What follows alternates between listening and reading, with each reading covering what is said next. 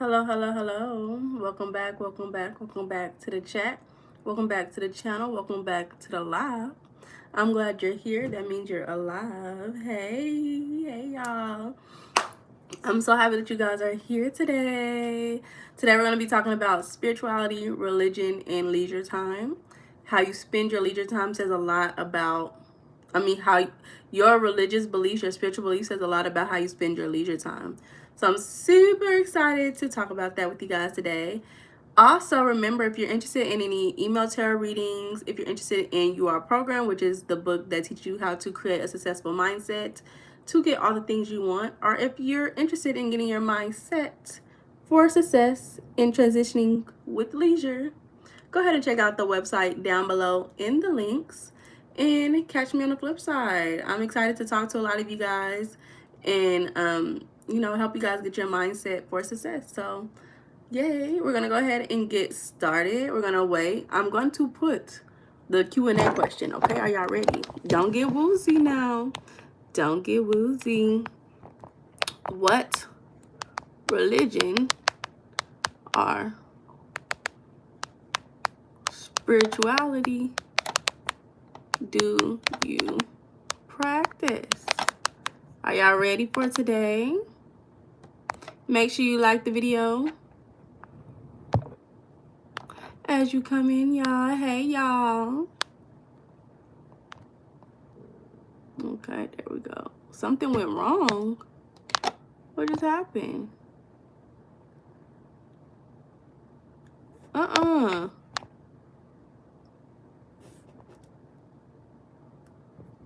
is it not letting me do it? What the heck? Copy. Go back. Hey, so sick. Go back. Go back. Let's try it again.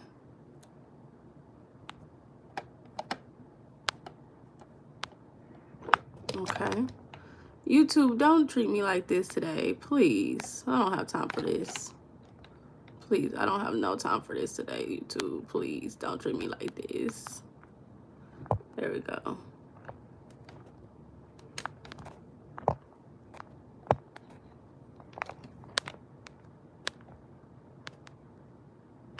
Hey, John.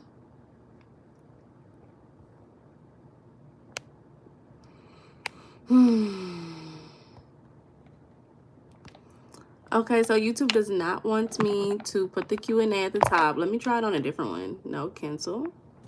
That's what I'm saying, John. Like, YouTube, chill out. Like, you just doing too much, YouTube. I'm so tired of this YouTube stuff. You irritate me, YouTube. I've been, a long-term fan of YouTube now. Been YouTubing since I was a kid. I've been on the YouTube for so long, and you just trying to play with me, YouTube. I don't like that.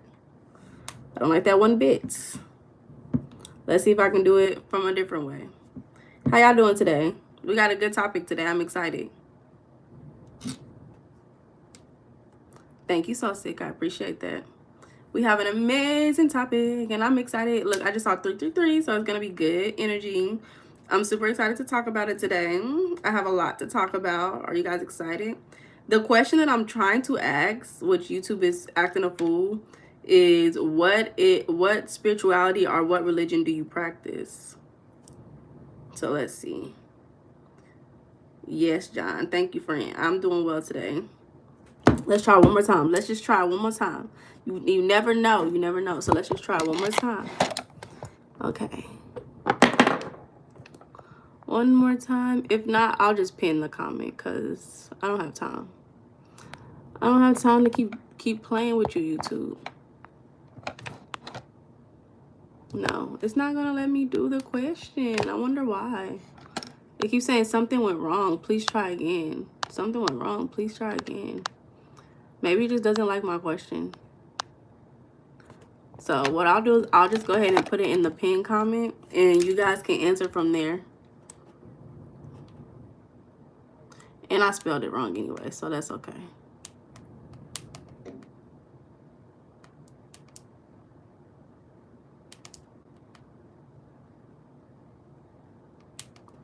How y'all doing?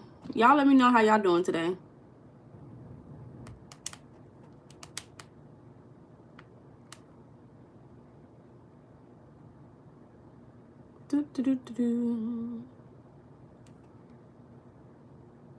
Did I watch what?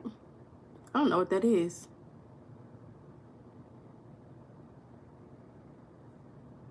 What is that? Maybe later it will let me do it. You just woke up. Okay, was it a good nap? Did you have a good nap? Okay, there we go. So that is the question for today. We're just gonna wait a little bit, see who all comes in here. If you guys are looking for the question, it is pinned down below. Maybe I could have did a poll. I don't know. Who knows? It's just too much at this point. I love me a good nap. I didn't get to take a nap. I wanted to, though. I'm not gonna lie. I was like, a nap would be so nice. But instead, I just watched. I went like to the nail shop and stuff, and I was watching some movies. The movie that I was just watching. Hey, Real Rico. The movie that I was just watching, y'all, was crazy. I'm not even done. I got like maybe like 20 more minutes of it. But y'all, it's on YouTube too. It's called the Cheating Wife or something like that. Oh, it's crazy. I didn't realize it, but I had watched this movie already like a while ago. So when I clicked on it and I started watching, I'm like, oh, I didn't know they made a part 2 to the movie. Like, I was like, geez Louise. So I'm super excited, y'all. So y'all go ahead and y'all comment down below what the answer the pinned comment. We'll try to, get everything else acting right, but YouTube, you want to be on some stuff. They be on their own stuff in their own world. Oh, I didn't know they had all these emojis though. That's cute. Okay. There we go. Y'all see me in the chat? Hey y'all. I hope y'all having a good day. I'm excited to have this conversation. We're gonna start off the conversation by etymology. We're gonna start by describing what both spirituality and religion is before we get into the whole leisure conversation a little bit. Not too in detail, but just enough. Just enough, okay? Just enough. Okay, Christianity. Shout out to the Christians in the chat. Hey, Kelvin, how you doing, baby? Hey, PR, how you doing? I got some juice right here, and then I have some water right here. There we go. So let me get to the topic. Are y'all excited? I don't know. I'm a little excited to have this conversation. I'm like, oh yes. Shout out to Jared for being like, let's do this tomorrow. Hey, Benjamin. Ben, you say you practice Ben? That's the spiritual practices you have? Okay, PR said Christian. Okay. I love this. I'm getting to know my people.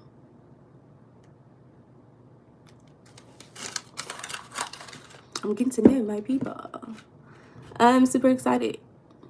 Thank you, babe. So we're going to get started with talking about the etymology. Hey, Hilda. Now, mind you, y'all know I love etymology. So, Sig, you said church. What church do you go to, baby?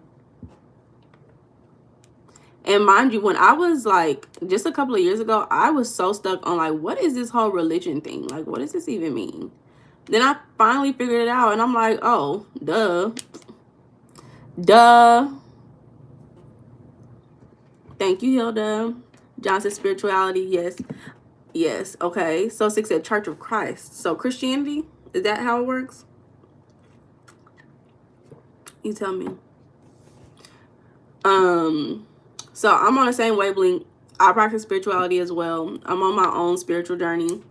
I'm not a part of any particular religion, but I believe that all religions have validity in their own way. Hey, Abdimi. Hello. Hi, everybody. What's the name of your church? Oh, baby, the name of my church is Meiana the Sage. Transition with Leisure. Hi. I think that's Chinese words. I don't know how to read Chinese. That's the name of my church. Transition with Leisure. Hey, y'all. That's what we're doing. So let's get into it. We already at the 10-minute mark, so let's start talking about it. John said, period. So we're gonna talk. We're gonna first start off by defining it through etymology, y'all. Right? We can speak Spanish. Okay, Hilda. Hola. Where are you from? I'm from America, y'all. I'm from America. So let's get into it. We're gonna start by defining spirituality and then religion. Night night, baby. So the etymology of spirituality, the etymology of spirituality, it just means breath, spirit, or soul. So when you think of spirituality, you just think the breath, the spirit, the soul, right? And it's related to just the breath in general. What is the breath? The breath is what anchors you into this reality. No human being can be here living and existing if you were not breathing. I love you too, baby. If you were not breathing, you cannot be here. You are not here. You are a non-existent individual, you know? So that is the etymology of spirituality. Shout out to America. Shout out to America, y'all. So sick that I'm the first human on earth. Okay, period. Hey, Adam. I'm joking. So y'all, I'm not gonna go into detail about what the spirit is. I'm gonna guess that you guys know what the spirit is. So when you think about that your spirit, you know, that's just what it is. And so the etymology of religion is that which binds to monastic views. I think that's how you say it. So that which binds you to beliefs, certain beliefs. That means you're constantly going over, you're observing certain beliefs, which come usually from a text, right? Christianity, you read the Bible. Most religions read some form of the Bible. They're altered in different ways based on the religion that you're in. But you might read the Bible or Quran, and I don't really know any other religious text, honestly, outside of those two. Hey, Lucifer, welcome back, baby. I don't really know any other religious texts outside of those two, but what it means is to bind. We always talk about binding, which is bonding. Bonding and binding are like the same thing, right? Just different versions. Hey, Sada 10, how you doing, baby? So what religion is it's binding you to some moral belief system. It's binding you to a moral belief system that connects you to God. So whatever that belief system is what your religion is binding you to, right? Remember, bind is to basically create a relationship by tying you guys together, right? So that in short is the breakdown between, if you say spirituality versus religion, if you're using etymology to define it, right? So understand that religion is going to provide more of a structure, right? You're getting structure from some previous thing that's been used by humans for a certain amount of time, right? It's passed down through generations. Spirituality oftentimes is something that is an individual journey where people are figuring it out on their own, right? So that's the kind of difference between if somebody says I'm spiritual versus I'm religious, right? Intertwined, yes, most def intertwined. Hey, Benjamin. So when you're thinking about religion, it's binding you to a certain community, to certain values, right? Moral beliefs. Morals just meaning what is right versus what is wrong, right? So, you think about what the Bible is telling you, what is right versus what is wrong. Religion is also binding you to a certain duty, what you believe that you're here for in this lifetime. So it's reinforcing why you belong here, is reinforcing your meaning.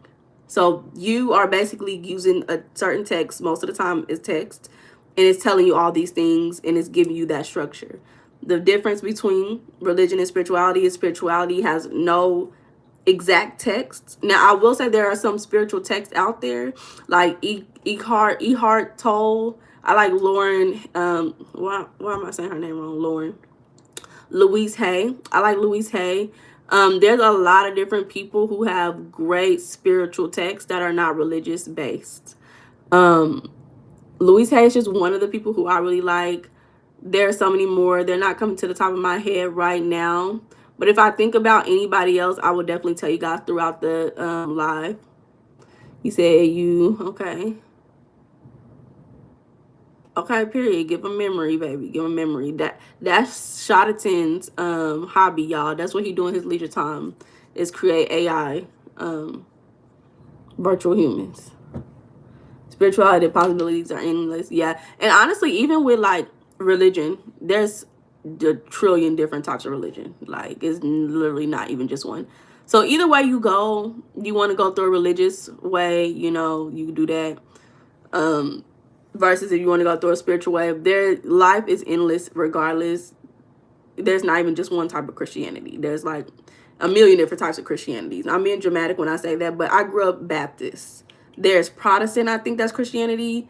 Catholic is not Christianity, but I don't think it's Christianity. I don't know, y'all. I'm not the religious person. But there's a lot of different ways that you can practice your spiritual beliefs, your religious beliefs, if that's so what you want to do. So again, we're talking about leisure time in spirituality, in religious beliefs, but I wanted to break that down so you guys could have a simple understanding. You think about spirituality, you're going to think about, again, the breath and something that flows, something that puts you in a flow state. Yeah, so that's that simple breakdown. So we're going to go ahead and move to the next thing. Some things that I want to talk about today is how we use our spirituality, religious belief during our free time, how that may put us in the flow state, you know, using maybe prayer versus meditation, the importance of both prayer and meditation, and how that is high quality leisure time, which is what we want to do more of, right? We want to have more high quality leisure time overall, because that allows us to feel fulfilled and satisfied. So how prayer and both meditation is high quality leisure time, how leisure is a love language, you know, removing that shame and guilt that some people may have around leisure time, especially, you know, I don't think people have as much shame as guilt when it comes to, hey friend, when it comes to spiritual beliefs. But a lot of other times people do have shame and guilt around actually enjoying their relaxation. You said spirituality is intertwined with all religions.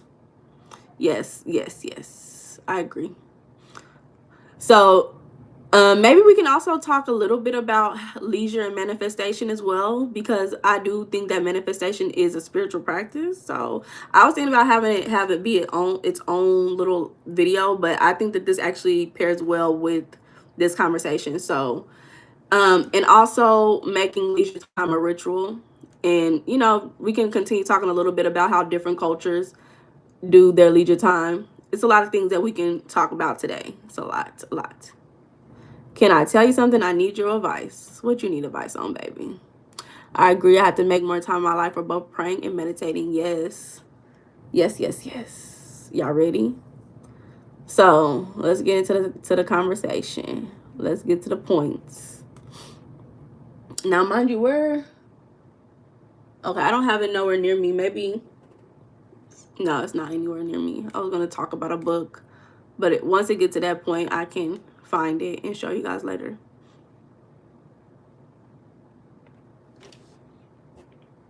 So, if someone's mean to you, what do? You snitch. Go tell your mama, go tell your daddy, go tell the principal, go tell your teacher. And if they don't do nothing about it, push them. But push them real hard. Really hard. 2 hands. That's only if they don't do nothing about it. After you tried everything that you wanted to do. If they don't do nothing about it, that's when you push them. Okay? That's all you got to do, is just one really big push and then walk away and leave them alone. I didn't say punch. I said push them. Push them away from you. Just one really good push. Make sure they fall on their back, and then you walk away. And like, you walk away, but make sure you look behind you, because you don't know if they're going to come back and they're going to, you know, do anything. All right? But you don't tell nobody that I said this. I'm not the one telling you this. You know, this is what I would tell my kid. Honestly, if it was my kid, they probably would already push them. So I don't know. John said I'm slapping.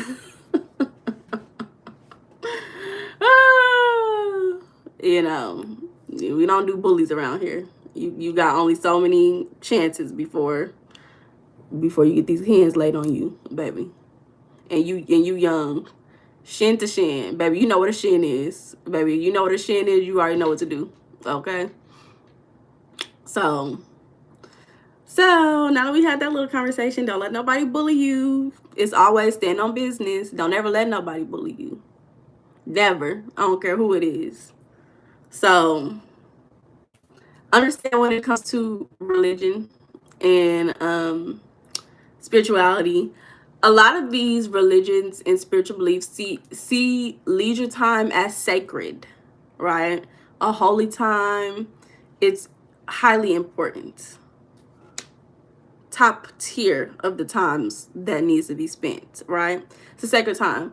So it's more than just free time, is how a lot of these beliefs, spiritual religious beliefs, see it. Me saying spiritual and religion, oh my God, it's gonna be so hard to keep saying those two things. What is leisure time? Good question, Airly. Good question, Airly. I'm glad you asked. Leisure time, we're gonna do the foundational knowledge for it, is free time that you have during the day. Now, mind you, science says that you're supposed to have 2 to 5 hours of leisure time every single day. If you have less than 2 hours of leisure time, you feel burnt out and tired, and life is terrible. If you have more than 5 hours, this is what science says. This is what science says. I don't know if I believe it. But if you have more than 5 hours, you can tend to begin to feel purposeless. That means you feel like life has no meaning. Life is terrible, right? So that is why leisure time is important. Leisure time is a time where you can get in the flow state, meaning you don't have any really thoughts except for what you're focused on. You're enjoying that moment in your life. You're being maybe creative. It's you doing hobbies that you like, research, painting, crocheting, I don't know, swimming. I don't know what you like to do in your free time. Any hobby that you like to do. So again, leisure time is a time where you have no obligations, no responsibilities. That means you don't have to clean, you don't have to cook, you don't have to take care of kids, you don't have to go drive up the street, go to the bank. You ain't got to go to the grocery store. That is what leisure time is, okay? Who? What are y'all talking about? If it's your day of you, like 8 hours. I don't know what you're talking about, baby. Okay, Lego Jade. See, that's why you gotta have. Okay, look, I don't know. Y'all kids, y'all be scaring me. Hey, Tip Top Health. Hey, friend. Y'all kids, remember, if y'all kids in the chat, don't say too much, because every word y'all say, you can just tell. You can just tell. I don't know. Y'all be worrying me having kids in the chat. But it's okay. You know, it's okay, because I know when I was a kid, I was in the chat too. So that's why I say just don't say too much. Lucifer said religion is based for control. Spirituality is everything inside of you that you go deep into. So Sicko, you said, can you answer your question? You was talking about snails, baby. I didn't see a question in there, baby. Hey, Robinson. I did not see a question in there.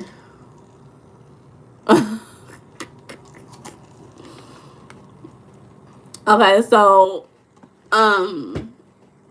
spirituality and religion sees leisure time as a time to reconnect to the divine, reconnect to God, reflect, reset, right? So it's rejuvenating you. And in our reality, it actually is. Depending on how you see God, how you see the divine, how you see your purpose in life, if you have that time to just relax and allow your body to get into that relaxed state of being, allow your body to reset and refocus, in all reality, you can see it. That's actually very true, right? Oh, it's been a day, baby. So, Sicko, you talking about who brought snails and mosquitoes into Noah's Ark in the Bible?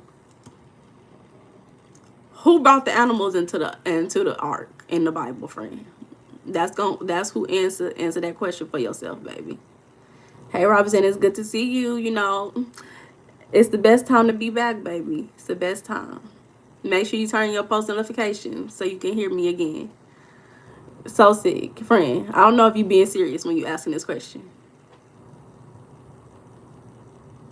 Okay, so you have religious beliefs like Judaism, and they have like the Sabbath, Shabbat, it's a weekly non-negotiable rest period, no work, no commerce, and it emphasizes joy, family, and spiritual connections, right? So different religions may do it differently, but a lot of religions do have certain times where they, you know, focus on their leisure the most, versus Christianity, where there's a more of a focus on Sundays. So Sunday has historically been a day where most Christians rest and worship God, and that's how they keep that Sabbath holy. They do it, weekly. Islam is another religion, and they have the Friday congregational prayer, Jumu'ah. Now, mind y'all, I don't know every single religion. So if I'm not saying these things right, forgive me, okay? I respect and appreciate them all, Do not get on my ass if I'm not saying these right. So Islam creates that sacred pause midday, and they have an Eid festival, which emphasizes family and joy, right? So you can see how these religions are emphasizing their values through their leisure time as well. You see how values are truly reflected during leisure time in general. It's a lot of religions. It is. And we're not going to go through every single one of them. We're just going to go through a few. You have Hinduism and Buddhism, which has festivals, meditation, and daily puja, are mindfulness practices and integrates leisure with devotion and self-realization. And I don't know what religion it is that does the prayer 3 times a day. I think that may be Muslim. I think that's a religion, Muslim, that does the prayer 3 times a day. So you can see how every single spiritual belief and religion prioritizes their leisure time in order to connect with the divine, connect with God, Allah, Jehovah, Yahweh, whatever you call him, whatever you call that divine being that is the supreme being of all. Islam, not Muslim. Okay, thank you, Lucifer.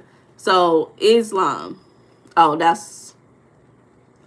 that's why they have the sacred pause 3 times a day. Thank you. You said I'm Indian and got bullied. What type of Indian are you? India or Native American? I'm Indian and got bullied. They said, what do you sing? Yodele, Yeehoo. It made me mad and sad. Oh, okay. And Noah is in the Bible. Yeah, Noah is in the Bible, yeah. Good morning, DRK Blogs. Don't come in here doing all that extra stuff, DRK Blogs, today, okay? Y'all make sure y'all like the live, y'all.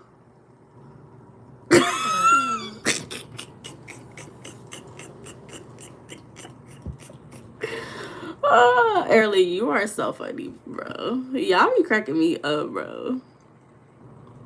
What brought y'all? So said you gonna have to go to church, baby. I'm not a preacher. I did not go to preacher school, baby. I don't know all these questions because I thought Lucifer in the Bible was still here. I don't know. Hola, Hilda. Bienvenidos a la live, y'all. If y'all have certain religious questions, I am not a preacher, baby. Y'all gotta go to the internet, go to Google, go to ChatGPT, or go to your preacher. Y'all, early so damn dramatic. Okay. So understand that there are actual psychological benefits to using your leisure time to focus on your spiritual and religious beliefs. Psychological meaning for the mind. Getting your mind correct. Getting your mind ship-shape, tip-top, period. So certain peer-reviewed articles discuss that spirituality or religious leisure has really measurable effects. Measurable actually meaning that you can see the effects being done. So you see stress reduction overall. So lower cortisol. Cortisol is, I think it's a hormone in your body, and it is the stress hormone, right? That is when you get stressed out, you see that bear, you see that lion, tiger, and bear outside, and you don't know what to do. Your body get that cortisol running in your body, baby. That's the fight or flight, baby.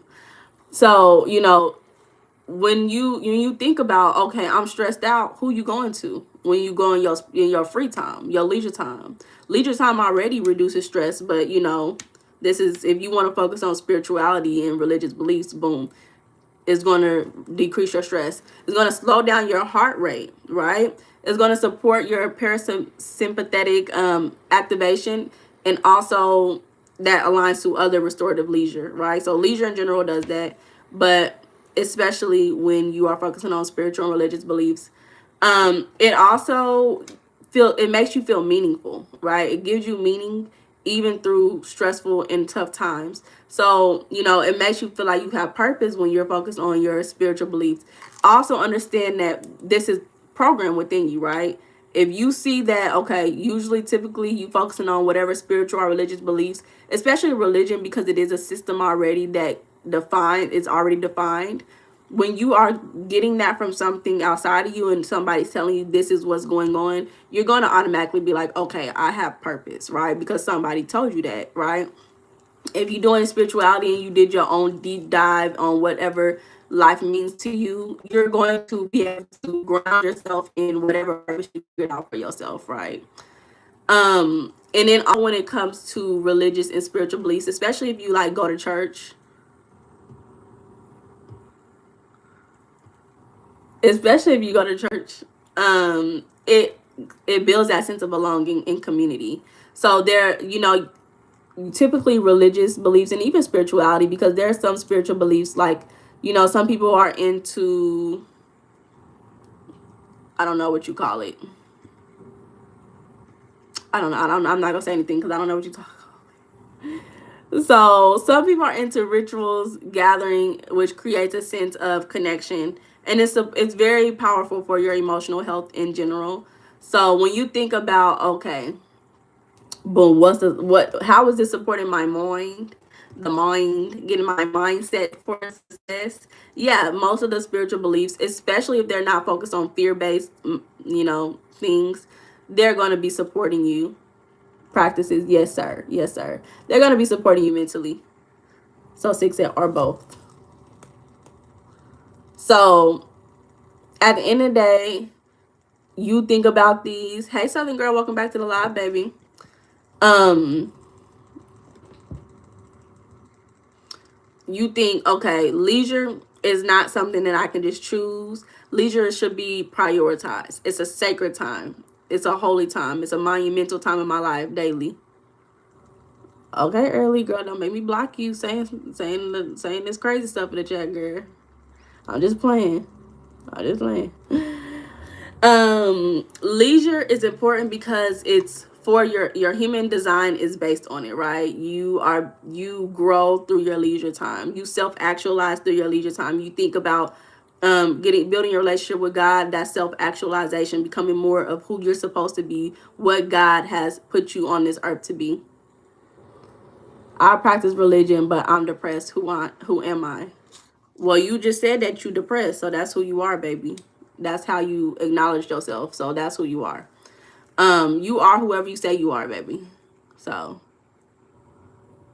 the religious belief that you practice don't have nothing to do with your emotional well-being. You know, I mean, they do if your religion is fear-based. So you are whoever you say you are, baby. You depressed, you need to go outside and get some sun. You need to go walk around in the grass, and you need to go self-actualize. When you go see that there's things bigger than you, it's not much to be depressed about, because you start realizing, shit, this world is so beautiful. I don't know if the area you live in is dirty. You know, if you live in a bad environment, it's going to already depress you. I got neighbors, they dirty. I'm not going to lie. I go outside, there's trash on the ground. I get so mad. It be making me depressed too. I'm not gonna lie. I hate being around dirty neighbors who just don't give a fuck about the world. Like, you just littered. I do not like people who litter. I'm going on a tangent. I'm not trying to go on a tangent. But it's a pet peeve. Like, why are you littering? Why are you doing it? You said, I don't practice religion, but I'm a millionaire. Doesn't mean I'm better than those who go to church. Friend, what? You being contradicting, friend. You being contradicting, my love. If you depressed, go and take some vitamins every day. Take vitamins, drink a green smoothie, and go touch grass. You'll be okay. Yes, real Rico. Dirty neighbors. I'm like, please. I know you don't give a fuck about your life, but okay, please. At least think about other people. So think about leisure. When you think about religion, spirituality, and leisure time, think about it as spiritual leisure is a way to connect the mind, body, and soul. Those three things. Spiritual leisure is a way to connect the mind, body, and soul.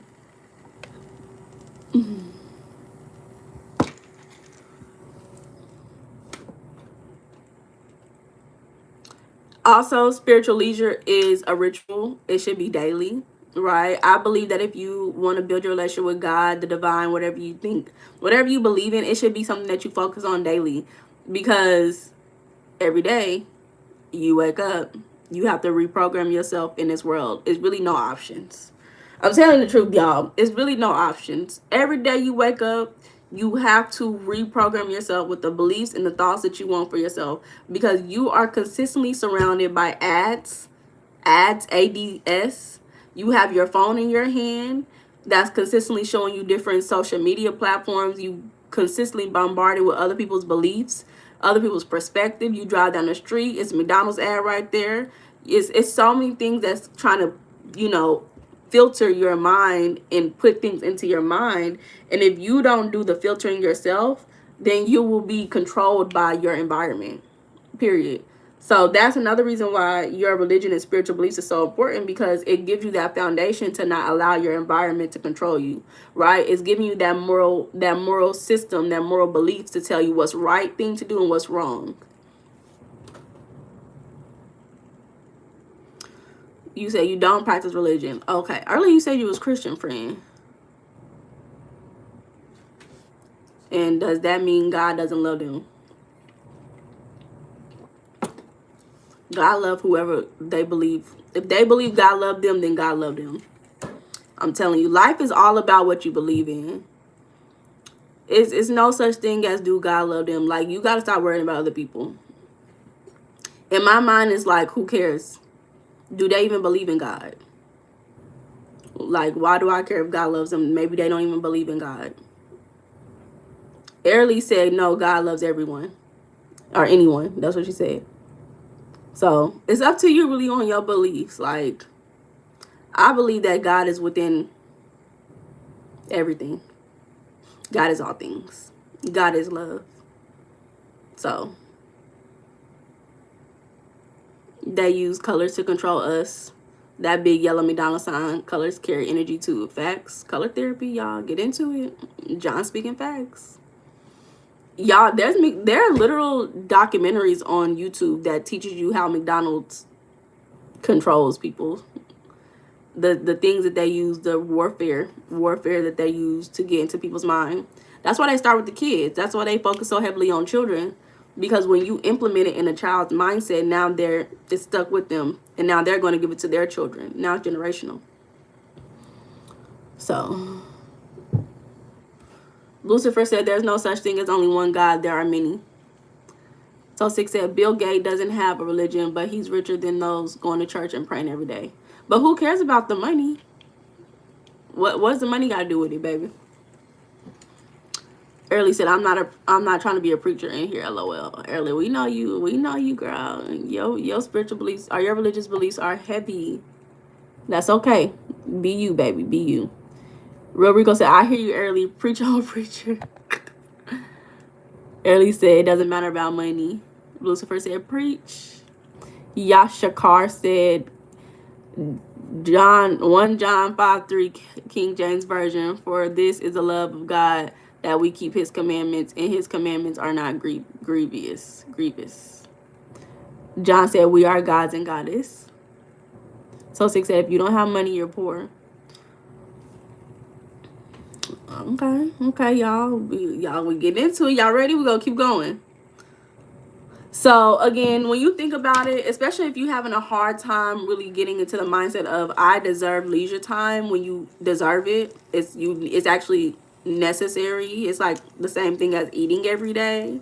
Leisure time is important. If you are still struggling and you feel shameful, you may come from a collectivist culture or, an individualist culture that tells you need to work before you can relax.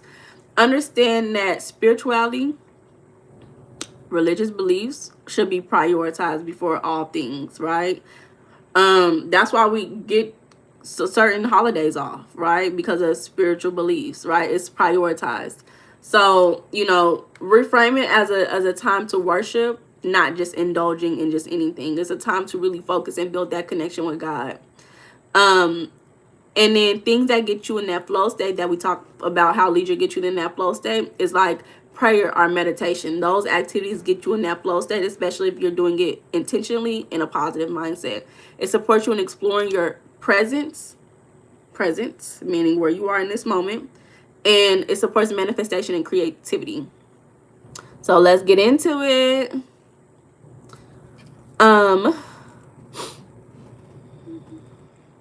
What are you, love? What's your flavor? What you mean? God is happiness. He gives you happiness. Money doesn't buy happiness. And then John, you said not really so sick. People with money are not always happy. It's just a tool. Use it right. Yeah. People with money are not always happy. Facts. Think about every Capricorn out there. If you know about Capricorns are out there to make money. Hey, soft sauce. It's my girl, Soft Cup Quiet. Hey, baby. How you been, baby? Who do I worship? I worship God. I'm just not Christian, y'all. I don't practice any religious beliefs, y'all. But I still understand I have a relationship with God. So, yeah. How dare you? Early, are you a Capricorn, baby? Early, you a Capricorn girl? And not that I said Capricorn soft, you come in the chat, girl. Thank you, baby. Not Early, a Capricorn. What's his name? God. God is I am. I worship I am. I worship the I am that I am. That's what I worship. Yeah, y'all know any Capricorn, they gonna go to work, they gonna get some money. So yeah, I know way too many Capricorns. I know way too many, and they all gonna go to work. They gonna all get them some money, period. That don't mean they all happy. So think about it, right? So leisure is a time for you to contemplate. That means to think, to meditate. Meditation is a time to really focus on your present self. These traditions typically focus on stillness, reflection, thinking as a core practice, which are leisurely states. You sit back, you just sitting there like just thinking.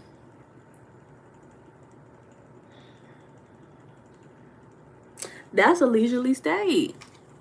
So Yahweh. Yeah, I don't say Yahweh. I just say the I am that I am. So Sick said, give me the money and give me happiness. Give me both. Same, So Sick. Give me both. I like them both. Must I be poor to know money doesn't buy happiness? No, you can be rich and know that. The purpose is to get rich and still be divine. Still be divine. Still remain whole within yourself. And build a community. So Sick, it sounds like you need a community. That's why you're here, baby. Stay with the community. Stay with the community. So see, you just need a community of like-minded people. If you already got money and you already practice your spiritual beliefs, now you just need people who are on the same wavelength as you, who enjoy the same conversation so that you can engage with them. Is what it sounds like. So other ways to embody prayer, embody meaning in your body: yoga, Tai Chi, Sufi whirling. I never heard of that before. And even dance, right? Dancing is a way to embody prayer, especially if you're focusing on, your godlike state.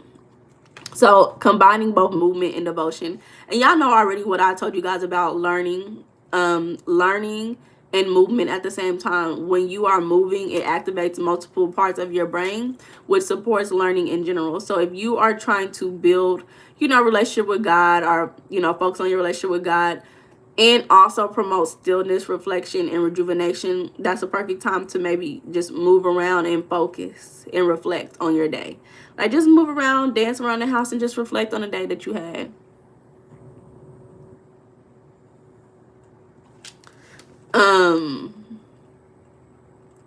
So yeah, different spiritual practices focus on different meanings for the things that they do.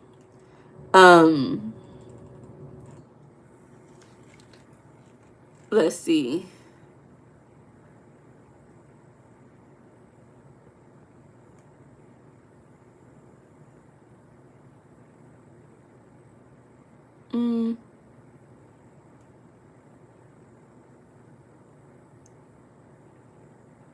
Reflection is good for you. Facts. It's necessary.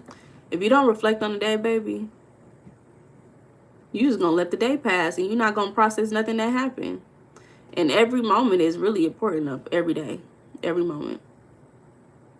Give 10% of your money to God. Yeah. Yes, John. Yes, what John said, y'all. So, back to the religions. They have different ways that they practice this, right? So again, Judaism, they practice Sabbath as a delight, right? Not just restriction, right? So that's them really focusing on the pleasures of life, intimacy, joy. With Christianity, early Christians celebrated communal meals and fellowship. I know that when I used to go to church, every time after church we would go home, we would cook and we would eat as a family. That was why I went to church, and that's why I enjoyed going to church as a child, because I love the community that you encounter when you go to church. You always go out to eat. You either go out to eat or you go cook a meal and you eat with your family. So that was one thing that I really loved, and that's how we spent our Sundays as a family. With Islam, they have those festivals that have food, family, music. Leisure and spirituality is intertwined. You're both enjoying your leisure time, you're focusing on your spiritual religious beliefs, and you are having fun. That's why I used to like it too, John. Real Rico, that's what your family did too. Yeah, I feel like that's definitely like Black people. Most Black people are Baptist. Southern Black people are Baptist, so I feel like that's what most Black people was doing. And so with Buddhism, you have retreats. So those are like structured leisure. So you enjoy your silence, reflection, mindfulness, and that time is meant for you to restore your clarity. When you think about it with the psychology of it and the neuroscience of it all, you have your default mode network activation, which prayer and meditation quiet the mind for it. It activates those regions in your brain, and that's connected to your creativity, insight, and emotional regulation, right? So that's the importance of prayer and meditation. I'm actually excited because the book that I'm going to show y'all, I just need to find it, because where is it? It might just be right there. I'm just looking at it and I'm not looking at it at the same time. But this is what really taught me the importance of prayer, because before reading the book, I didn't really pray. But I don't really pray still, but I pray more often now. I pray at least once a week. So that's enough, right? To build up the habits. Because one day I will be the praying grandmother. I see myself as it. So got to get it work. I got to start it now. You Baptist girl? Oh, yeah, but you from the South. So there you go. So, and the word I was saying is so sick. I used to be Baptist as a child growing up. So, also when you think about it, the psychological benefits, oxytocin, promotes connection. It's like when you hug your cat. Where's my cat? He's in the living room, probably asleep. Y'all. But group worship and chanting releases those bonding hormones, and it promotes a deep communal ties, right? Can I explain Baptist? I honestly cannot. It's just a certain type of Christian belief. It's a certain type of Christianity. Unfortunately, I cannot. Maybe I can a little later. But I don't want to get off topic too much. There's no sure word. If anybody else wants to describe what Baptist means in the chat, I would appreciate it, though. I don't practice that belief system anymore, though, so I don't really think about it too much. Also, the psychological benefits are, again, the stress recovery. So, you think about your spiritual leisure. It's shown to, again, reduce the blood pressure, improve your immune function. I mean, you're not getting sick all the time, and it increases your resiliency during those crisis moments. So I like the idea more of the oxytocin in the connection that these beliefs and these communities can build for you, especially if you're active in a community that is focused on your religious or spiritual beliefs. So I like the group worship idea, group praying, especially if you're actually connected to those people. Me personally, I actually do. I told you already, I pray already with my grandma. Well, I didn't say exactly, but I pray with my grandma once a week. So we pray every Monday already. And we just kind of take turns every now and again going back and forth. I'll pray. And we kind of focus on the same topic every week, because I do believe that when you have two people who are highly connected to certain beliefs and they're consistently praying on it, it's the same as manifestation. We're building up that bit. Come here.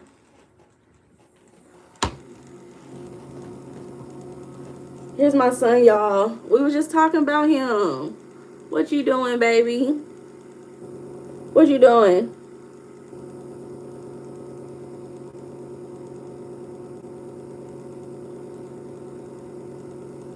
You say you grew up Pentecostal, but my spirituality increased. I put away those childish things. I embraced them all. Say for Allah, y'all know both. I never heard that one before. Not Baby Jaguar. Y'all are hilarious, bro. Panther Ball. Oh my god. That's what they call you, son. They call you Baby Jaguar and Panther Ball. Thank you, Early. So yeah, I really do like the idea of group praying.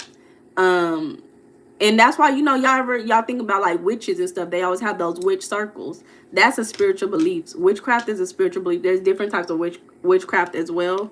And that's why you always see witches praying in a circle, because it's very powerful when you put like-minded beings together and focus on one intention. It's very powerful. You create a vision for it and structure for it. Well, religion is my cat. Y'all know he don't have no religion. I don't know where he go in his free time, because he sleep a lot. So I think he be traveling through dimensions. Red, where you be going? Where you be going in your dreams? Where you be going, baby? I don't know where he be going in his dreams, y'all. He's spiritual. Facts. Okay, so yeah, that's the benefits, y'all. So if you are spiritual or religious, I would say I think it's harder for spiritual people to find their people. That's why I really like coming on YouTube, because it's easier to find my people who kind of believe the same things, but it's not always the exact. But if you are religious, it's easier for you to find your people, because there's already a system and structure set up for you to find it. So if you are religious and you're having problems connecting spiritually, go find a church and do your due diligence. Take some time out to test churches out. Go to a couple of them. Don't just go to one church and stop there. Go to like 5-6 churches and see which one you like the most. Name the cat religion Wakanda forever. Okay. Yes, John. Because that's the importance of the oxytocin. You bonding with other people who have the same beliefs as you. And that's what you're gonna do in your leisure time, baby. You're gonna go to church. Go to church in your leisure time if you're religious. So also spiritual practices. We talked a little bit about this yesterday, but it really does build certain family bonds, especially if you guys all believe the same thing. So you share those spiritual practices together. It counts as a core leisure time. We talked about core leisure time. Core leisure time is a time that is, cheap, it's inexpensive, home-based, and predictable and routine that you can do daily or multiple times throughout the week with your family. And core leisure time is time spent that keeps you guys connected. It's like a glue for your family. Hey, the Marine. Hey, friend. And so sharing spiritual practices with your family can create that glue and allow you guys to bond and support your family connection in general. So you guys practice your spiritual beliefs, your religious beliefs at home. It boosts the bonding, trust, and mutual meaning, right? Yet, hey Bill, you said yet name may not be big enough, even though it is powerful. Are you trying to say Yahweh? Yahweh, or what you trying to say? You put a Y in there. That's why I'm confused. Okay, shout out to Tampa Bay, Florida. Shout out to y'all. So again, you value yourself based on your leisure time. Understanding that, again, I'm saying, keep saying it. Leisure time, and when you think about it, spirituality and religion is considered a sacred time. It can help people detach from self-worth, detach their self-worth from their productivity. So if you're thinking that I'm only worthy based on how much I produce, how much I work, I gotta work, work, work. When you start really focusing on your leisure time being spent on building your spiritual and religious practice, you start seeing your worth through your spiritual and religious practice, not just through working. Hello, Pierre. Hey, y'all. We see 11:11. So let me see. Let me look at this book real quick. Let me see if I can find it. Hold up. Here it is. Here it is. Oh no. So when is the offer time? So sick. Offering time is anytime. Cash App in the description below, baby. Cash App in the description below. Thank you for asking. Y'all are a hoot. So I like this book. Now, mind you, I'm the type of person who I read through books. I don't read the whole book. I did not go through and read every single page of this book. But I read certain chapters and I would read through certain sections. If the title of the chapter sounded good, I read it, okay? Early. Early, you not broke. You just still learning how to get to the bag. You figuring it out for yourself. You not broke. Thank you, Bareen. Peace and love. I love it. So this book is what taught me the importance of prayer. Although, again, I'm not religious, I do practice certain spiritual beliefs. And I like to take different spiritual beliefs from different areas. So like chanting, I'll chant sometimes. I'll pray sometimes. I'll meditate sometimes. I'm very big on reflection. I know I journal every day. So I'm very big on reflection in general. Emotional regulation as well. Those are the things that I'm very big on. So when you think about it, both prayer and meditation stimulate your prefrontal cortex. This is a part of your brain. It's in the front of your brain, y'all. It stimulates the frontal lobe in different areas of your brain, which focus on your compassion, focus, and emotional regulation. Over time, these areas grow stronger, making people calmer, more patient, and more forgiving. I want you guys to realize, though, it depends, and I keep saying this, it depends on what your spiritual and religious beliefs focus on.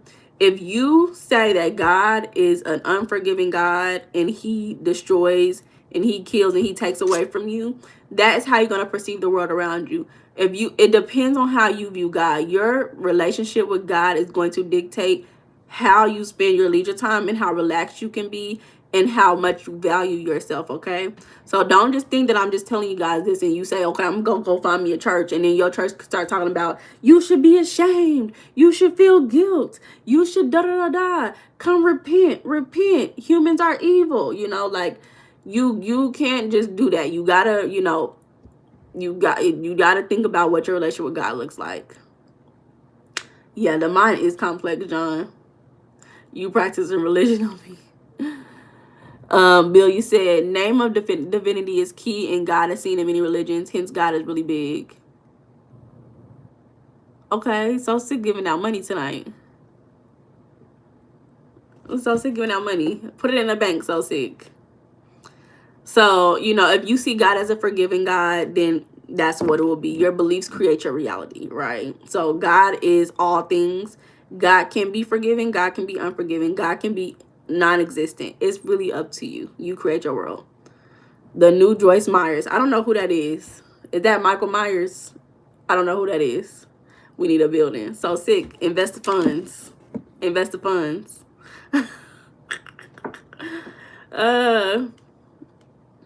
So also these spiritual practices such as meditation and prayer can reduce stress and anxiety. So that amygdala, which controls the emotions, right? It controls the fear center for your brain. It reduces the reactivity. So reacting, when you think about it, how you react to things, it dictates everything about you. Because I use this in my actual book. If y'all are interested in purchasing You Are Programmed, it's in the description below. But I use this description in my actual book. People can see a bee, and one person can see a bee and they think, oh, this bee provides so much back to the environment. Look at this bee doing itself, doing its thing, giving the nectar to the flowers and taking it out and taking it back to the queen. They can be intrigued. Versus another person who sees a bee and they think, oh, they're going to sting me, I'm going to feel pain. Those two people can experience the same thing but have a different reaction. So when you have those different reactions, your brain is going to produce different chemicals in your body based on your reaction. So the one who's more intrigued and calm, they're going to have a more calming hormone and different whatever in your body being produced. The one who is afraid of it is going to have cortisol, that fear-based, stress-based hormone release in their body. So it doesn't matter what exactly that thing that they're interacting with is. It matters how they're reacting to it, which is going to then dictate how their body reacts to it, right? And then dictate different emotional responses. It's in the book. It's also, if you're more interested in that, in learning about what that looks like, if you go to my website, you are programmed in the description. I have a whole lecture that discusses how beliefs and emotions are created. So, and how you can manifest. Oh, John said bees vibrate high. That's probably why Beyonce chose the queen bee, baby. She the queen bee. Before you leave, make sure you donate your offerings. God hates stingy people. God hates stingy people. If you want to be Bill Gates or Elon Musk, show by example. So sick, bro. You're hilarious. You're hilarious. Hold on, what y'all talking about? I fully believe the word of God from the book of Genesis down to the last word in the Bible. Okay. She's a preacher. Oh, she a preacher? Okay. Okay, Joyce. Hey, Joyce. Y'all know we ain't gotta argue about different people's religious beliefs now. And let the people have their religious beliefs. It's not gonna harm us that they have it. It's not. We don't want to get into a back and forth conversation about people's belief system, because it really is not that big of a deal. You know, let them have it. You got yours. I got mine. Everybody's is different. Let them have it. You know. So when you regularly practice a spiritual or religious beliefs, it promotes memory, right? Memory, creativity, and problem solving. And when this book right here, hey, Keita Love, baby, I'm having a good day. This book emphasizes spiritual contemplation, which activates the circuits in your brain that integrates higher reasoning. That means thinking through things, making sense of the world around you, and emotional control, right? Which leads to better decision making. I remember somebody was having a conversation with somebody who did not regularly practice religious beliefs, but then they went to Islam and they became Muslim, and they would pray 3 times a day. And they had noted, now that you pray 3 times a day, your anger issues have decreased, right? Like, you're not as angry all the time. I don't know if that's for everybody, but I do believe when you are intentional about building a relationship with God and you are focused on it throughout your day, your emotional regulation does improve. Can you be the one to take the offer home? No, baby, I'm taking the offer home. We're going to put it in the church fund, baby. We're going to put it in the building. Hopefully, they don't come and steal it. How do you practice religious beliefs? Every time you go to churches, you practicing it. You go to church. This is religious belief. You go to church. You read the text that you do. You research it.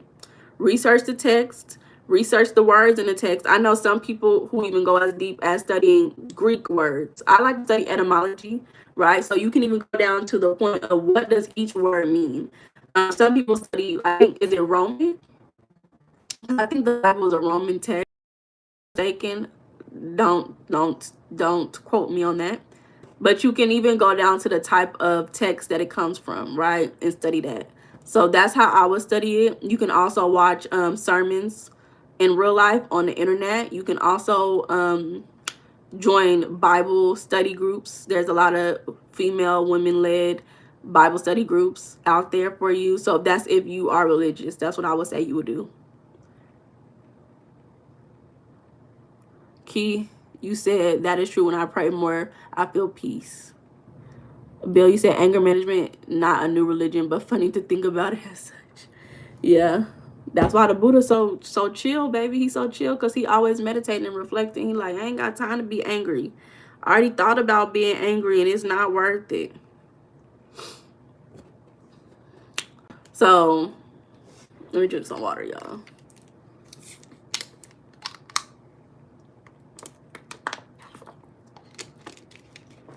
A gypsy? Like the ones from New Jersey? Is that what you're saying? My eyes are starting to water. Rah rah, good for women preacher.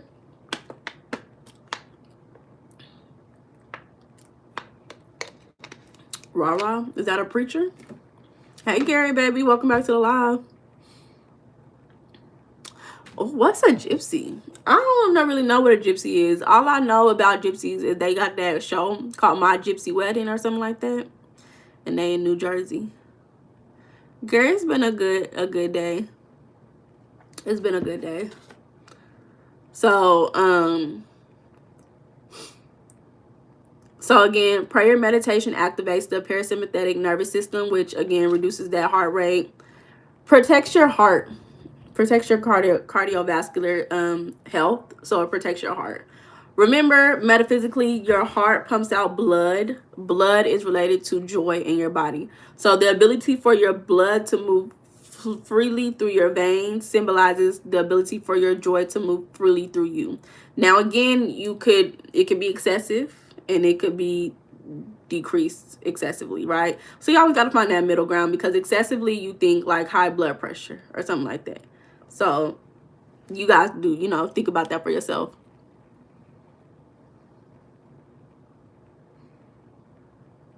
What, Gary? What, Gary? Not allegedly. Not allegedly. Okay, John, I'm gonna have to go check out a gypsy. I never really heard much about it. Gary, you better be careful out here. You better be careful out here, friend.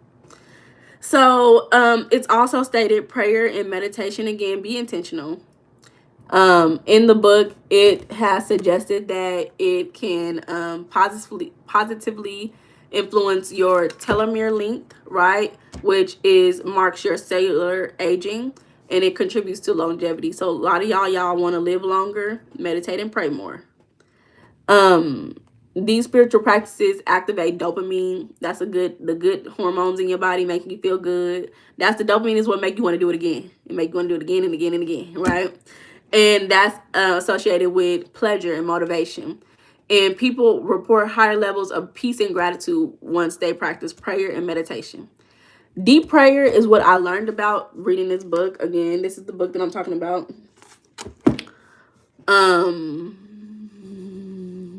Okay. Okay, friend Gary. Okay, Gary said he trying to heal the spirit and the soul. Period. Get through it. Get through it. Why there's so many churches around, but poor people everywhere? Church is not here to go save everybody. People got to save themselves. Hey, GR. GR said, our religion's beliefs and people should learn to coexist. Yes, and that's what we're here today to do. We got different belief systems in the chat today. So that's what we're here to do. Everybody, we coexisting. We're having a good conversation, because at the end of the day, you practice your spiritual and religious belief through your leisure time. And baby, we going to all have a good old time, period. You do what you got to do. So, deep prayer, which this book taught me is about 12 minutes. 12 minutes of prayer straight, right? It puts you in that flow state. It's almost like meditating. And it helps integrate your self-awareness and leads to healthier self-esteem and reduce self-criticism. So again, y'all want to start praying and doing deep prayer, 12 minutes a day. 12 minutes. It's crazy, right? 12 minutes. You think praying for 12 minutes. I literally one time set a timer and started praying. And I looked up, it was 3 minutes. I said, oh my God. I said, oh no. I said, let me put my head back down. I'm like, yeah, thank you guys so much for it. Yeah, I said, oh no, 12 minutes. Y'all try to pray for 12 minutes straight, and y'all tell me how that goes for y'all. What are you talking about? I've been holding up. No, it's just maybe backwards. The live will flip the screen, so it looks backwards. So you got to screenshot it and then flip it on your own end. So this is a book. It's called How God Changes Your Brain. It's very scientific. Like you can see, it's very scientific. It's a lot of things going on in this book.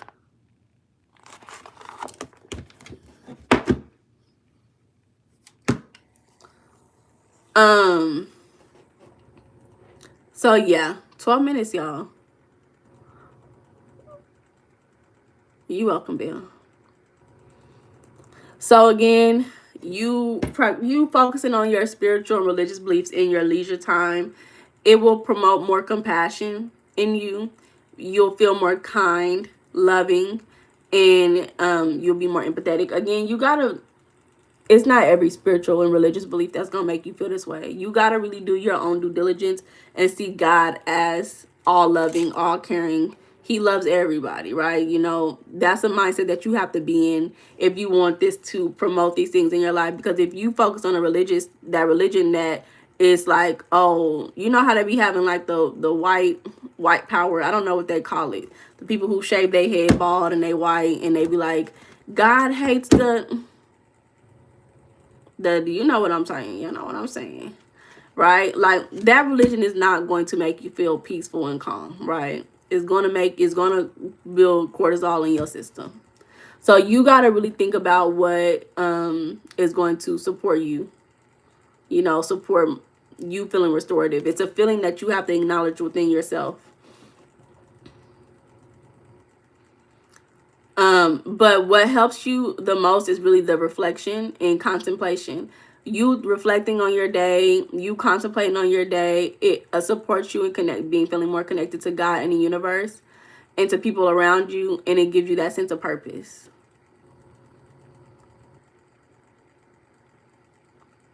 Hey, Ignite. Okay, Gary said I only see love. Yeah, where are y'all? What are y'all talking about? Down by the aquarium. Why are you putting the streets? I don't know what y'all talking about. May Buddha bless you. Blessings, period. And when you pray, don't ask for too much. Just praise him for what's already given and expected. Just talk regular. God most likely already knows. Just be real with him. Y'all know what's funny? Y'all know I always talk about my neighbor, right? Y'all know I always talk about my neighbor, right? So that day when I told y'all about the day when the police came to the house and he was out there after the police left. He came outside and he was just yapping. And he was cussing. He was like, this is how I talk to God. God, why the fuck you do this, God? What the fuck is going on? Fuck that. And his girl was like, he's just a reformed YN. I said, reformed is crazy. He said, that's just how I talk to God. God understand me. I said, period. God understand you. That's all that matters, as long as you understood. Can I get in the mud? I'm Unc. Okay, Unc. You see so many preachers in here. So y'all, I feel like sometimes I just lose the chat and then I'll be like, y'all be talking about 8 different things at one time. Love is my religion and purity is my spirituality. Okay, period. Oh, you talking about the streets where you be at today? Okay, don't be in the streets too long.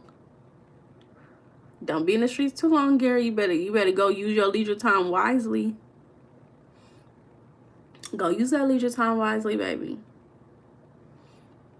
That's why you moving. Okay. Okay, I love that for you. Moving on up. Moving on up. Okay, so I know we about to show the lip combo. I know people ask about it all the time. We doing an update. This is an everyday question. This is black. I like to do just a thin line of black around my lips. Nothing too crazy. This is broke, but it's like a little burgundy color. I just got out of streaming. Okay. You a streamer or somebody else is streaming? This is what I'm replacing for brown today, because usually I use brown, but this is like a little dark burgundy. And then we got red, goes in the middle.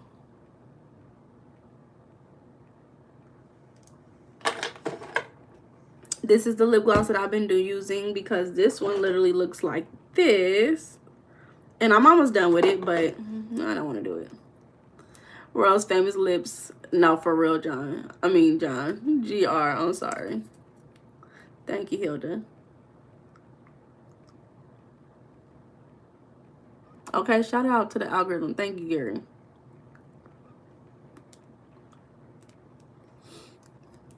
So y'all see it creates that black outline. That's why you don't need too much, because a little bit is a lot already. But this lip gloss, it smells and tastes good, y'all. I'm telling you. Y'all, when I get off here, I'm going to finish this movie. This movie about to be so good. Y'all see how that little bit of black it create is still black. Don't let me see. It's too much. It's too much. Okay, John, thank you. But he said reverence is good if from the heart, but reverence can look like many behaviors.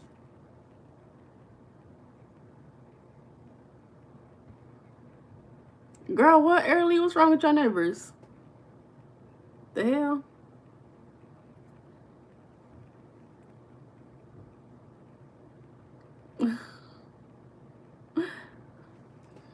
Y'all are a hoot. Okay, y'all ready? Okay. I'm telling y'all, if y'all want to go taste it, y'all gotta go get it for yourself.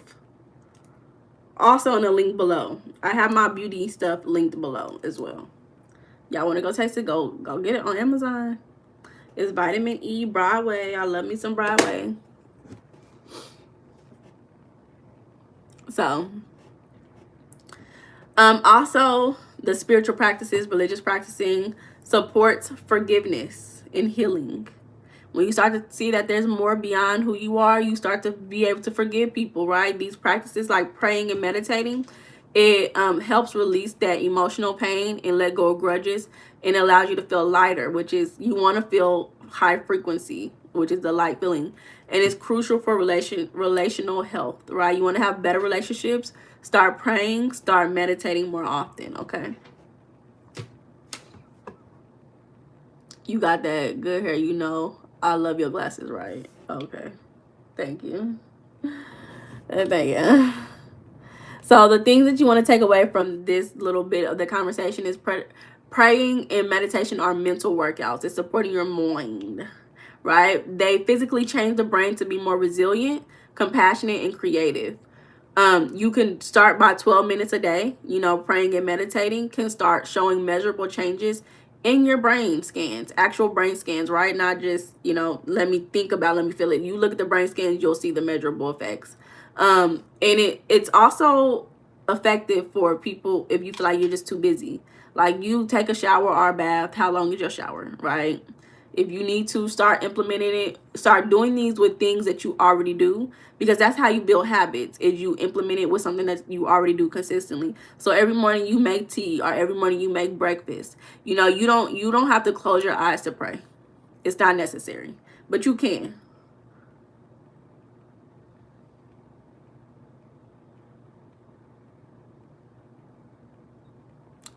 What? See, I don't know what's going on.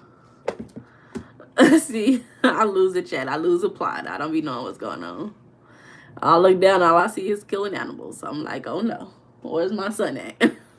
Baby, where you at, baby? Like, okay, you right there, you good. Okay, I don't know what's going on in the chat. So understand that these practices are high quality leisure experiences. This is what you need to do. I need some water. Me too. Let me drink some water. Everybody drink some water.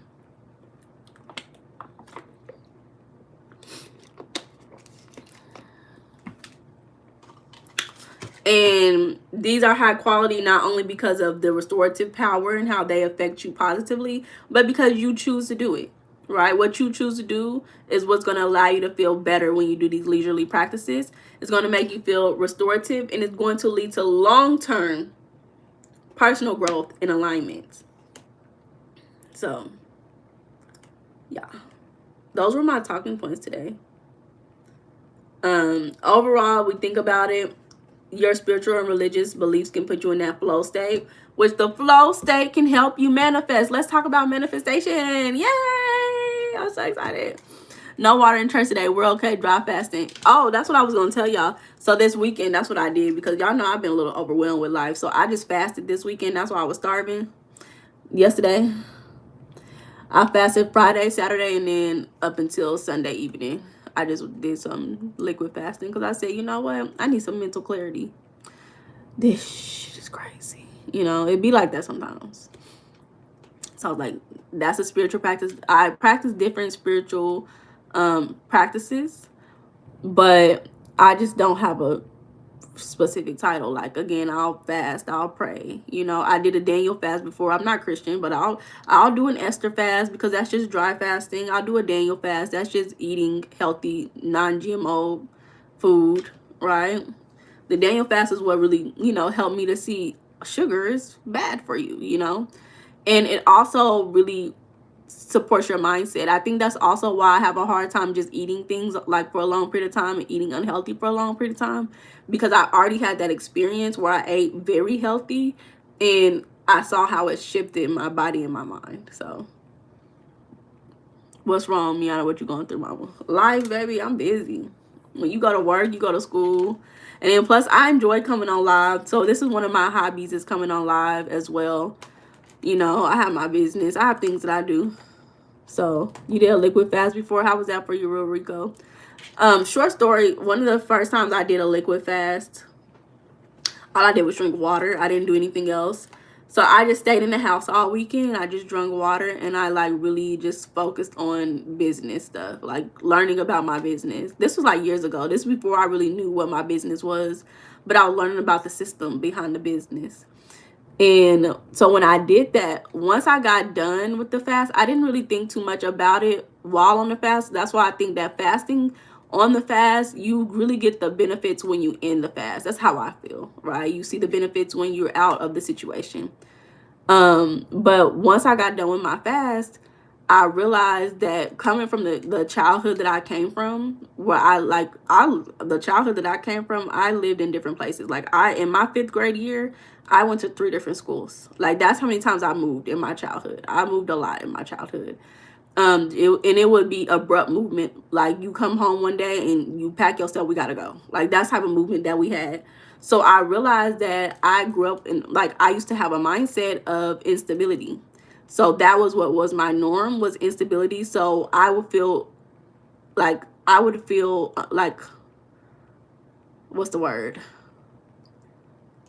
What's the word? Hey, T-Rex, welcome back, friend. I would scattered. Yeah.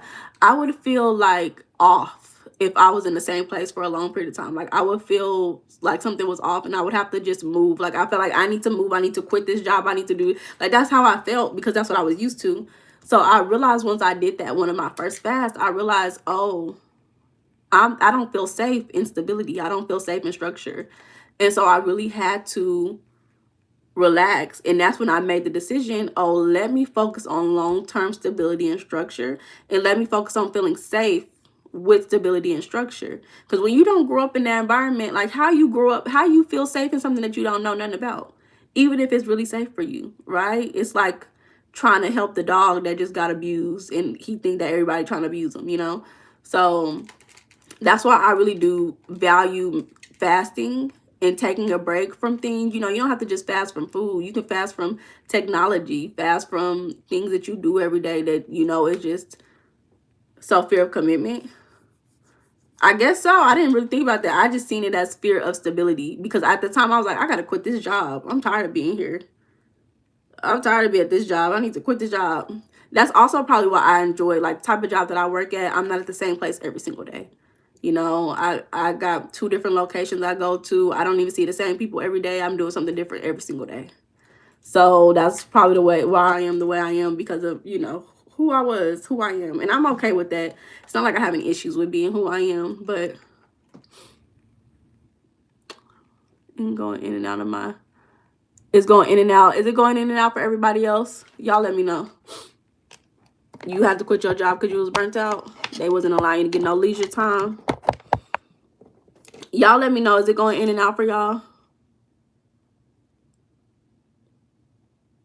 Why do poor people jealous of the rich? Because they feel like they can't get rich. You can't be jealous of somebody who you feel like you can get what they got. It's good now? Okay. So that's, I really do value like all those things. Prayer, fasting, reflection, journaling, all those things.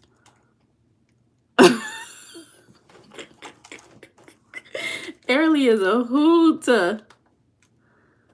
top of leisure time. Yeah, get that leisure time, friend. Let's figure it out. We talking about it. We getting into it. Not just be losing motivation on the weekends when I'm not out on the streets. I was supposed to get some painting done. Okay, my friend, paint. Okay, get that painting done. That's high quality leisure time. You gotta guess, Mad Dog. You gotta guess. So, yeah, when you in that flow state, that's what's really gonna help you manifest the things that you want for yourself. And let me state this, because people just think that because I want it, I'm gonna get it, right? You have to really feel settled in what you want and feel safe in what you want and feel like it's possible and feel worthy of it for you to get into manifestation and be able to manifest it. If you don't have that vision for you, flip it around, Mad Dog. That's my actual 8. Flip it around and add another 3 to it and close it. 48. You was close. You was close. That's why I'm so wise, baby. I've been here for a long time. So yeah. So that's why you got to meditate. You got to focus on your spiritual practices so you can get in that, you know, that flow state. It's high quality. It's important for you, for your brain, for your body, for your mind, body, and soul. You can spend your spiritual leisure time with your family doing meals, festivals, rituals, any of those things, you know, gathering as one, enjoying your time together. No, early 48. I'm 48. I'm 48, y'all. Y'all gotta get it together. I'm gonna just put it in my description. 48, y'all. We gotta get together. John would be the one blowing up the spot. Reframe your mindset when it comes to your spiritual beliefs. We're gonna keep saying the same thing until y'all get it in y'all's mind. You know, if you feel ashamed, if you feel like unworthy of leisure time because you feel like you have to be productive in order to have leisure time, you know, reframe it as, this is a spiritual necessity. This is a sacred time for me. This is a time for me to devote myself to God, Christ, Yahweh, I don't know what else y'all call God. Yeah, man, dog, moved to America. I'm telling you, it's really just the black women. No, somebody said earlier that I look like I was in high school. I said, that's crazy.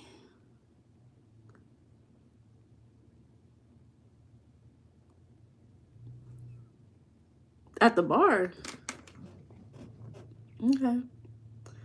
And again, leisure is a time for manifestation. We're going to get into it. I feel like I said so much already about manifestation, but I didn't really directly say manifestation.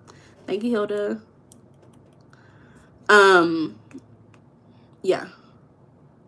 So leisure is also a time for inner healing, right? So you think about it, your spiritual leisure, you have your silence, prayer walks, meditation, meditative walks, whatever, however you do it. It helps you process the grief, any low vibrating emotion that you may have. It helps you release fear and reset some of those emotions that you may have. So, you know, leisure is a form of self-care, right? A lot of people feel like they're not feeling self-care, they're not getting their needs met. It's because you're not focused on those things. Airly said, wait, I'm sorry, 84. No offense taken, Airly. Gary said real, recognize real. Okay, all the real people in the chat. Water number. Man, this woman like 25, 27. That's crazy. That's crazy. Y'all got me cheesing. And it's important to be intentional with y'all's time, y'all. Be intentional with y'all's time. Y'all, guess what happened today? Why my brush broke? This is off topic. Why my brush broke? So now I gotta brush my hair like this. I'm so sad. I'm so sad. Whatever. It's whatever. That's what I'm saying, Airly. Like, you don't see the gray. This is my real hair. Y'all don't see the gray. Y'all don't see the gray. I can't help you. You don't see this gray hair? I be dyeing my hair black so it, you know, so it don't be too crazy. It's a little bit of gray. So, you know, make sure you get your 2 to 5 hours of leisure time every day. Make sure if you gotta wake up in the morning, mind y'all, guess what I did this morning? I told y'all I'm trying to practice. I'm trying to get better. Guess what I did? I woke up this morning at 6 o'clock and got up and journaled for an hour. It takes me so long to journal, y'all. It takes me like an hour when I journal. So I said, you know what? This is the best time spent because I want to journal regardless. So I'm like, dang. I got up and I journaled this morning. I said, wow. I said, wow, this is crazy. But I did it. From my ears, what y'all talking about? You need a telescope. I'm trying to pull up on Gary. Okay, y'all have fun. Y'all don't do nothing crazy. A old witch? Like a witch? Like W-I-T-C-H? I know where that's at. Don't pull up on me too hard now. If I don't recognize you, I always say, okay. Okay, Gary. Not allegedly. How do you start your journal? Don't let me fall now. Hold up. I'm trying to reach back. It's right here, y'all. This is what I do every day. This is my journal. I got this at the beginning of the school year because it was like 30 cents. And I don't play about my paper. I love buying me some paper because I journal so much. If I see cheap paper, I go and get it. This is how much I've already written in. This is how much I got left. So this is my journal. So I just open up a new page every day. Boom. And I use a pen and up that paper. I open up my book to page 33. And I do page 33 every single day. And page 33. And I write what I want at the top, which I focus on the same thing most of the time for a couple of weeks in a certain way. Because when I feel like I have a lot of limiting beliefs, when I start feeling like, okay, this thing is not manifesting for me, that means I have a lot of limiting beliefs in my mind. If it's not coming to me with ease, it's something not working out.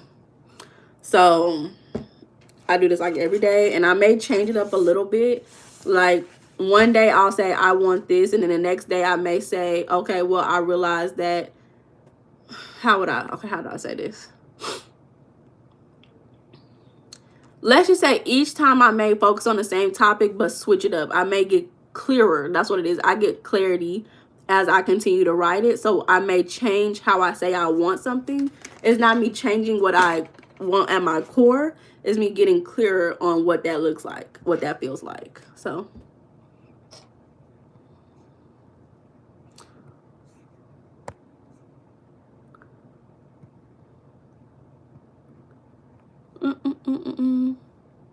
that's why she got an old spirit. Exactly.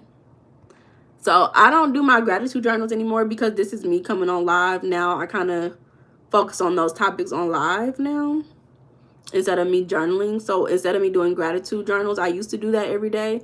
Now I just do my page 33 every day, which I like doing my page 33 more than I do my gratitude journals because, boom, it's focused on what I want to manifest.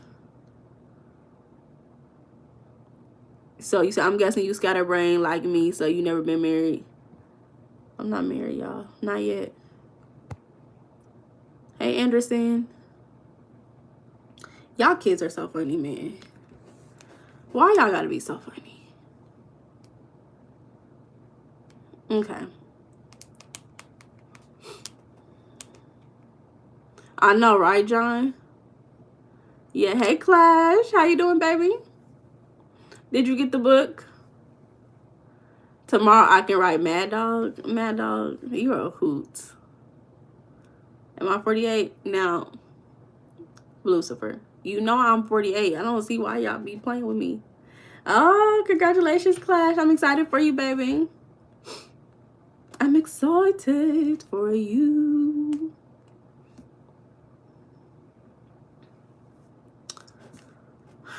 That's why I'm so wise, y'all. because I'm 48. You know?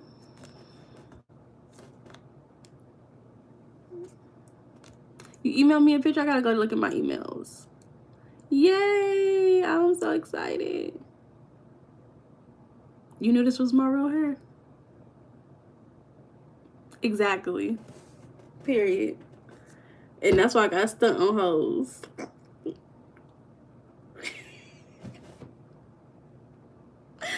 Y'all are funny. What year was I born in?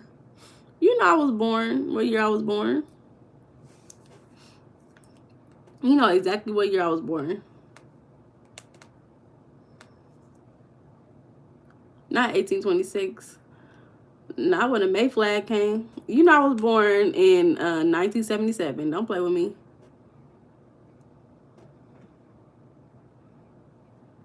Have I ever read the book The Secret? I listened to the audiobook. I never really read the book. But I like watched the documentary that they have before. Pure Real Rico, you know I'm always do it. Allegedly. Exactly, John. Like Gary say, allegedly. I was born June 6, 1977, y'all. June 6, 1977. Y'all know I'm a Gemini. You was born in 78? Okay. Then I'm your big sis, period. So, let's talk about manifestation. Y'all know manifestation. Let's look into the etymology. Let's look at etymology of manifestation. Manifestation. Manifestation is a thing, right? It's a thing. And it means the action of disclosing what is secret, obscure, or unseen. When you think about that, what's unseen? What's in your mind? What's unseen? I was born in 1989. You can still take me home.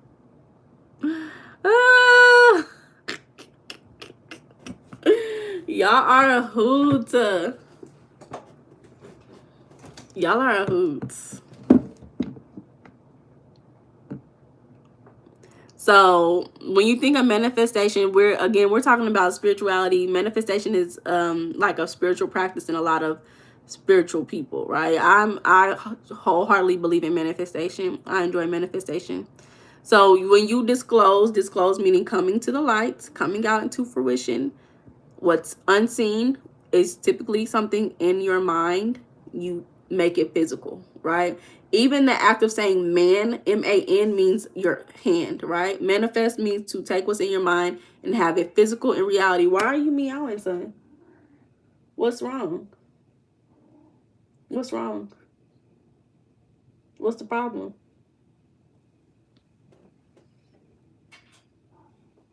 I need you to relax. Relando. You a Gemini? For sure I'm a Gemini. For sure I'm a Gemini. That's one thing that I'm a rep. I'll be honest about that all my life. I'm a Gemini to the day I die, baby. Don't play. Okay, Gary, you be safe out here. You be safe, friend. You say your prayers. We need you to do that first.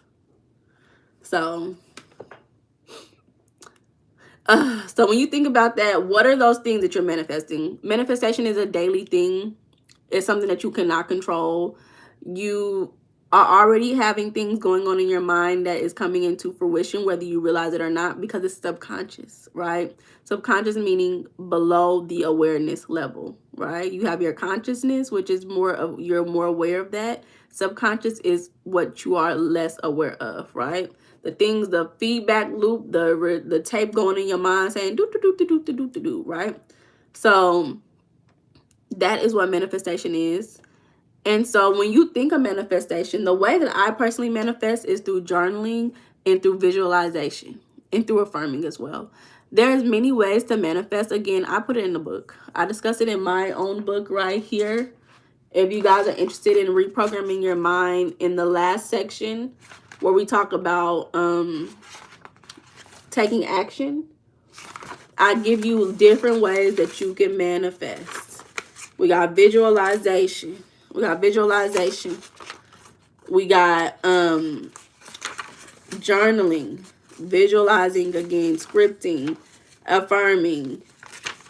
You got sleep affirmations, EFT tapping. You got mirror work. It's a lot of different ways. I've only put some in there, but it's a lot more ways that you can manifest, or you can practice your spiritual beliefs every day through practicing manifestation. So when you think about using your leisure time, again, this is a spiritual practice. It's manifestation, right? You wake up in the morning and you look in the mirror, you look in your eyes and you affirm what you believe. That's an act of manifesting. That's an act of taking what's in your mind, verbalizing it so that you are programming through your eyes. The eyes are the window to the soul. You're programming through looking in your eyes and making it concrete, right?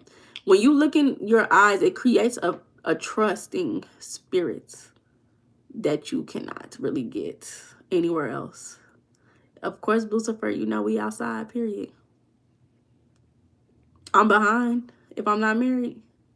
You talking about you ain't never been married, but I'm behind if I never been married. Gary, what friend? You know I'm getting married next year, Gary. Why are you playing with me? Why I can't keep no straight face, y'all? I cannot keep a straight face for nothing. Y'all know I'm getting married next year. I'm gonna tell y'all now. Y'all started it. I'm just finishing it. That's how I feel. So, you know, the way that you want to focus on manifestation is first getting clarity. I really could just go through the book because the book is about, I don't directly just say manifestation, but reprogramming your mind. But we'll just do a little quick overview. So the way you manifest is by first getting clarity, right? Y'all, some of y'all don't want to get the book yet. I'm gonna give y'all some time. If y'all can just see how my son just got himself up on this dresser.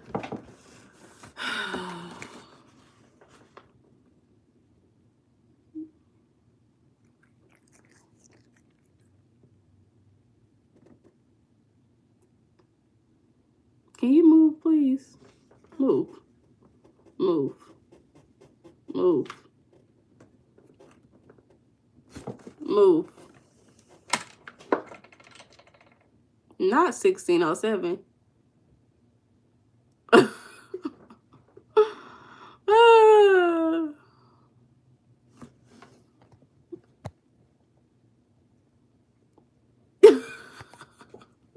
Mad Dog is funny. That's what I'm saying. Like, he just so nosy. He trying to get my attention, y'all. I'm gonna give you my attention when we don't come. Move. Go the opposite way.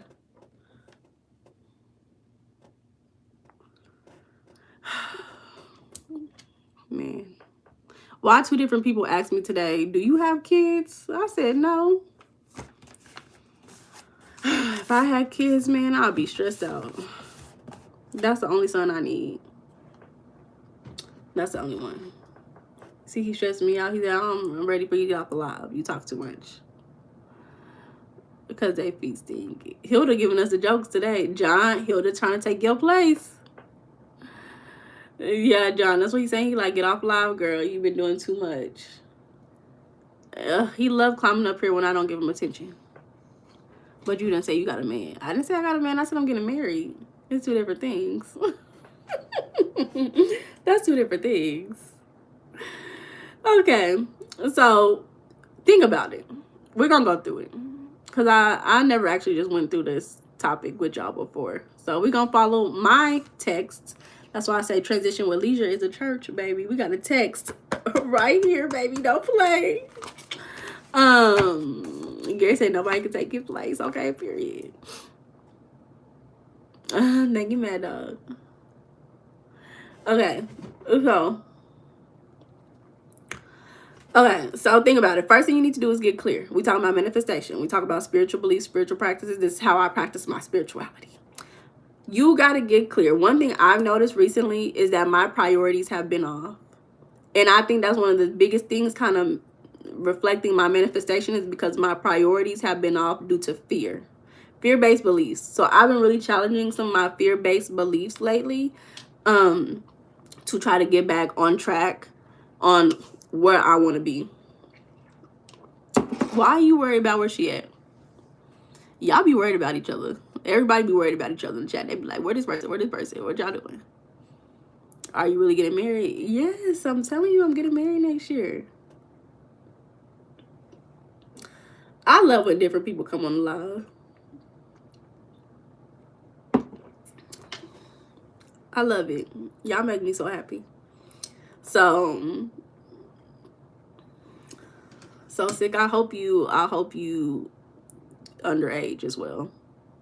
If y'all not underage, y'all don't be worried about where Early is. Y'all, that's why I'm scared, y'all. I'm telling you, that's why I'm scared to have children on the live.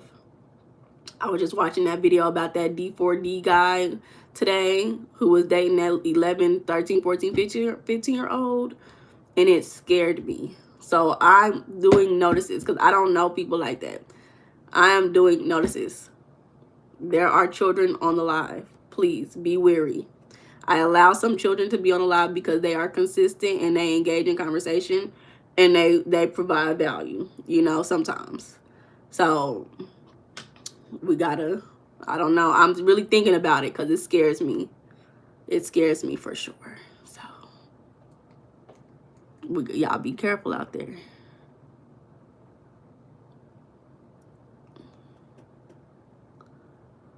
Okay.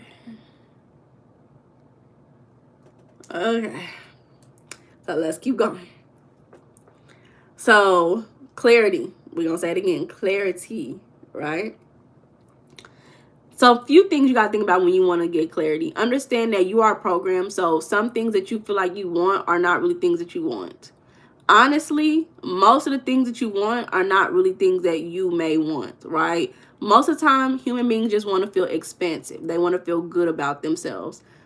We take things and put meaning to it and we say that's what's going to make me feel expansive, even though it may not be that makes you feel good about yourself, right? So some reasons why you may not have clarity is because, number one, you don't have any goals. Humans are goal-oriented beings. So if you don't have goals, then baby, you're not going to get nowhere. You're not going to go nowhere. Another reason is because what you want is too broad. You're not really aware of what exactly that is that you want. And I just told you that's why I do page 33. And I'll discuss the same thing every day because what happens is I get clarity on what I really want.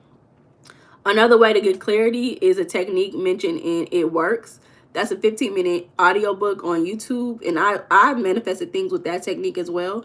But you really do have to do exactly what they say in the book. If you don't do it, I've tried to do it without doing exactly what they said. Things took a longer time to manifest. So you got to do exactly what they said. So sick, you got to tell me how old are you? How old you is, friend? And then another reason why some people are not clear on their goals is just because they're prioritizing other people's goals. So your mom and daddy told you that you need to go to this exact college and major in science because that's what they feel like is best for you.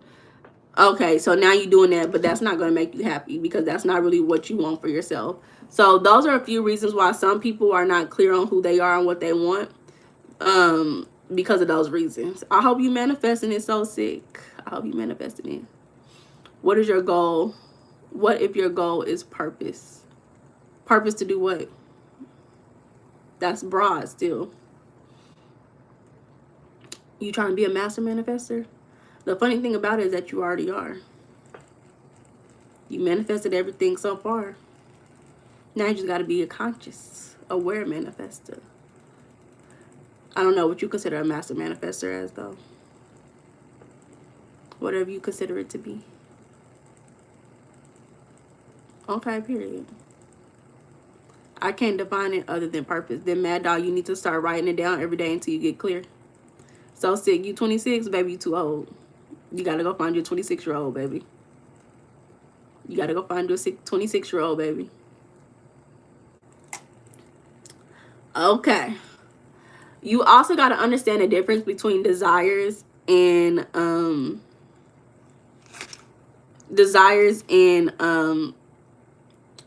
your wants, right? Your desires and your goals. I'm sorry, I'm reading this at the same time. I'm getting stuck. You have a purpose more than just existing. Yeah, that's why you need to write it down every day. This is what you got. This is how you started off, Mad Dog. You started off by writing, I want to know my purpose. So then every day, maybe even 3 times a day, that's what the It Works book says. You write down, I want to know my purpose.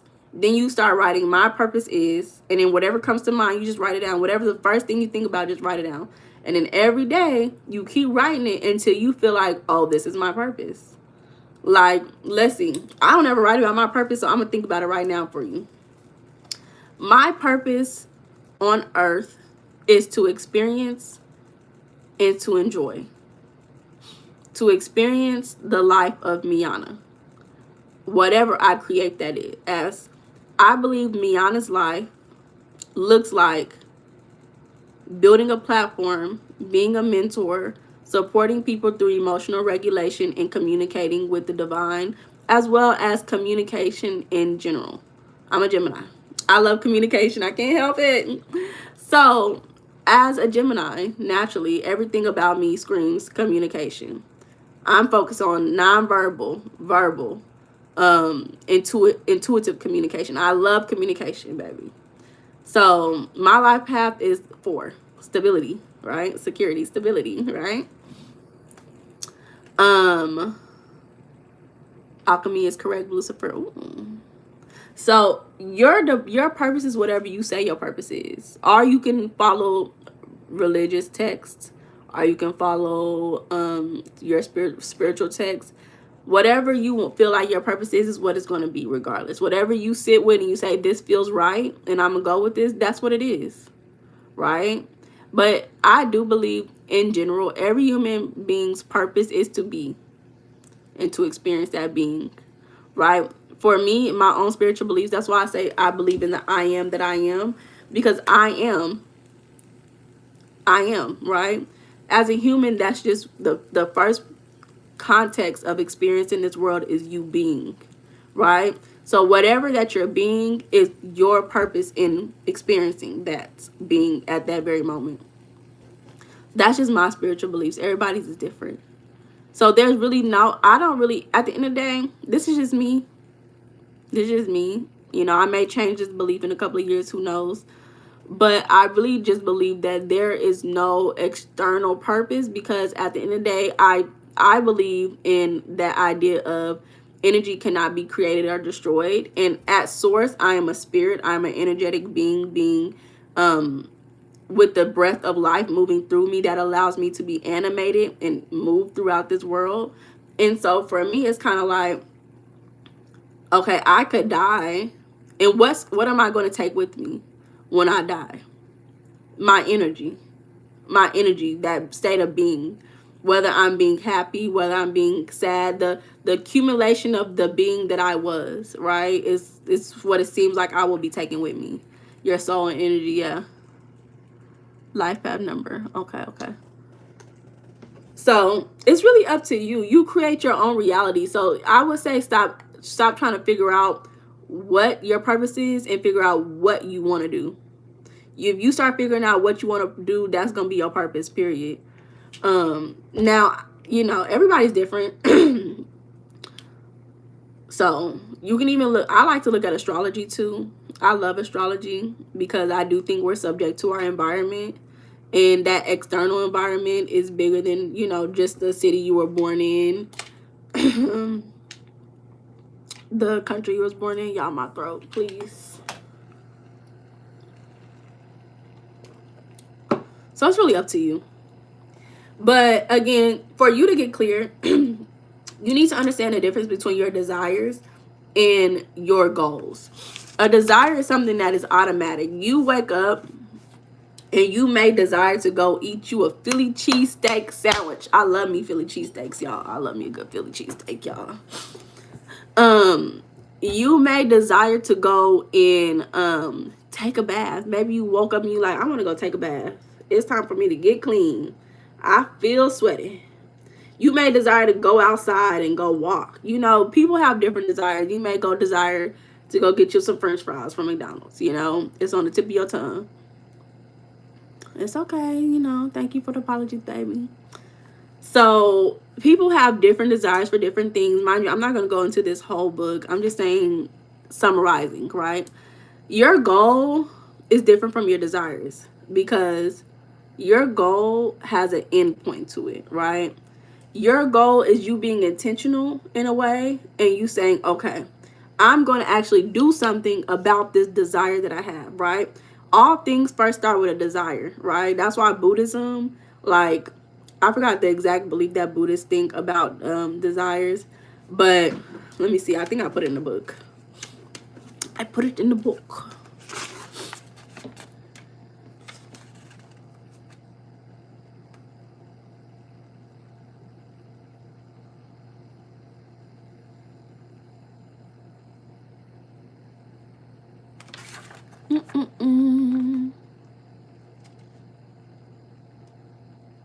Oh, there it is. Buddhists believe that attachment to desire is the cause of suffering, right?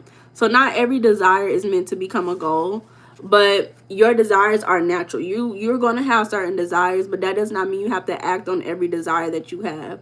But your goal, how was that an English action? Of course, it's an English accent. I don't know. Let me stop. So when you think about it, you start creating these goals. There's different ways you can create a goal, but I like to just say, I want to do blank, blank, blank. I want to experience. If you start by the I wants, then that will allow you to move towards expanding that goal into it being more realistic. So you can say, the exact one that I put in the book is about ice cream because it's very simple. Everybody can understand the ice cream goal. I want ice cream. I woke up and I have a desire for ice cream. It's on my mind. I'm getting visions in it in my mind. That's another way you can see what you desire, because sometimes it's not just a thought in your mind. See, I'm a visionary, so I'll have like visions in my mind, and I keep seeing this vision, vision, vision. Okay, that's what I want. Let me go. Let me move towards this, right? So you may have a vision of an ice cream and you say, okay, let me make this a goal. Now, you may not intentionally be sitting up here and be like, okay, this is going to be a goal, but it's in your mind and it's like, let me do something about this. So what happens is you say, okay, I'm going to make this a goal. I want ice cream from Baskin Robbins at this location around the corner. And the way I'm going to get there is by taking my car, getting in my car, driving there. I'm going to get my credit card out and I'm going to pay for it. And I'm going to order the triple dipper with with the sprinkles, and they gonna dip it in the chocolate too, and she gonna give it to me. I'm gonna eat it at the store, right? Some people don't realize how they naturally already create these goals. That's why I like that the book Psycho-Cybernetics, because that's what really put me on to humans are goal-oriented beings, right? Because the idea that they gave was, I think it was a rocket ship, and how when it goes up into space, it starts to release things as well as it directs itself. So like it may move a little bit to the left and it starts to realize, okay, wrong direction, and it will realign itself based on whatever way. Y'all need to check out Psycho-Cybernetics. I love that book. It's a good book. But now my fan just turned off. I'm so sad because it's a little hot in here. But what happens is that a lot of times when you come to creating a goal, sometimes you're going to get off track. But you getting off track, you're not going to feel good. So that's what's going to be the alerting signal to say, let me move back to this direction because this doesn't feel good. Y'all, I wish y'all could see this cat laying on this dresser, y'all. So that's the reason why you want to understand your desires versus goals, because that's what's going to support you in getting these things done and met, is by making them goals and saying, hey, this is what I want to happen. That's also what's going to allow you to feel some of those low vibrating emotions, because you may have things in your mind, and if you feel like you cannot make them a goal, it's because you have low vibrating emotions such as unworthiness, fear, scarcity mindset, right? So if you have things you really just cannot say, I'm going to make this a goal, okay, you got to start working on some emotional techniques to get your mind right to allow these things to happen, right? So those are some things to think about when you want to clarify for yourself. There's a lot more to it, but you also want to look at your beliefs and emotions. I'm going to say this one more time. I have a whole lecture on the website, Transition with Leisure. If you want to listen to my lecture about beliefs and emotions, it's teaching you how your beliefs and emotions are created.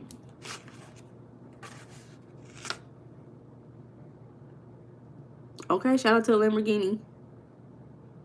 Okay, so sick.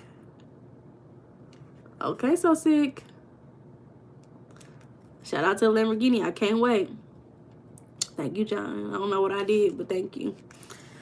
So your beliefs and emotions are important as well when you think about manifesting things for your life, because if you have a belief that you are unworthy, if you have a belief that it's not possible for people of your culture to do certain things, if you lack the awareness of the possibilities or the ease of things in your life, then you're not going to feel like it's going to come to manifestation or fruition, maybe as quickly or at all. And your emotions about it, if you have low vibrating emotions, if you feel that shame, that fear, that guilt, even just desire is a low vibrating emotion. You consistently desiring things is a low vibrating emotion. So, you know, because it's basically saying I am separate from the things that I want for myself. So, you know, kind of look at those emotions, and that's why we kind of focus a lot about that on these lives, especially with leisure, because so many people feel unworthy of leisure time when in all reality it's a necessity. It's just as necessary as drinking water, which y'all take y'all's water break. Drink some water, y'all. You don't have to do nothing, Meiana, period. Okay, period. Y'all. So, yeah. It's a lot more to it, but, you know, understanding your beliefs, emotions, creating goals for yourself. You know, you are a goal-oriented being. That's the reason why you're able to live this life, because you wake up and you say, I am hungry. I want cereal. So you get up and you go grab a bowl, a spoon, some milk. Hopefully you got milk in the refrigerator and some cereal, and you do each step to get you some cereal. That was you subconsciously creating a goal and following through with it. I'm English is water. I'm African American, so I say water. Rico, be the first to get married and watch yourself in my Lambo. Okay, we see everybody getting married. Everybody getting married. We have English breakfast with the pinto beans and the sausage.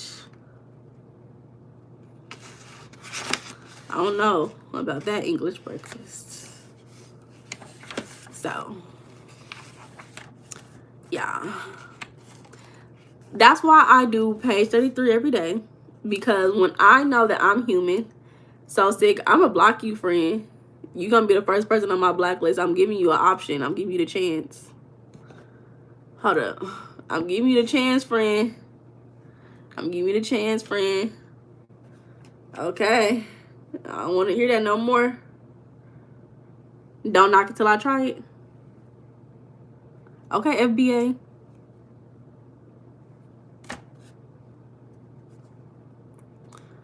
Okay. Okay, y'all. Shout out to Real Rico. Shout out to Real Rico. Okay, y'all. So that's why I do page 33 every day. Because it helps me really shift those low vibrating emotions. Because I'm human. You get emotions every day. You get low vibrating emotions every day. It's natural. So it's okay to say, okay, I'm human. Let me start acknowledging that I do receive low vibrating emotions, and let me shift any that I may consistently have for a long time. I'm just reading energy. Okay, period. Shout out to the energy. So another important thing to do is to express gratitude. Gratitude is very important when it comes to your spiritual practices in general. That's why during prayer and meditation, you should be expressing gratitude. So that doesn't just look like you saying thank you, thank you, thank you. There's other ways to be grateful for things. Even y'all know the traditions of decorating Christmas trees, you know, decorating for fall, decorating your home for different holidays and seasons. That's an action of gratitude. You know, you are showing gratitude to a season, to a religious figure. You know, people put stars or crosses up, right? That's you expressing your gratitude for these figures in your life. And that's really important for manifestation in general. And so that's why vision boards is a form of gratitude in a way, right? You're putting up symbols of the things that you want for yourself, and you're feeling good about it when you see it, right? You're expressing goodwill, right? The way you will your life, the direction you will it to. You're expressing that when you are doing practices like vision boards.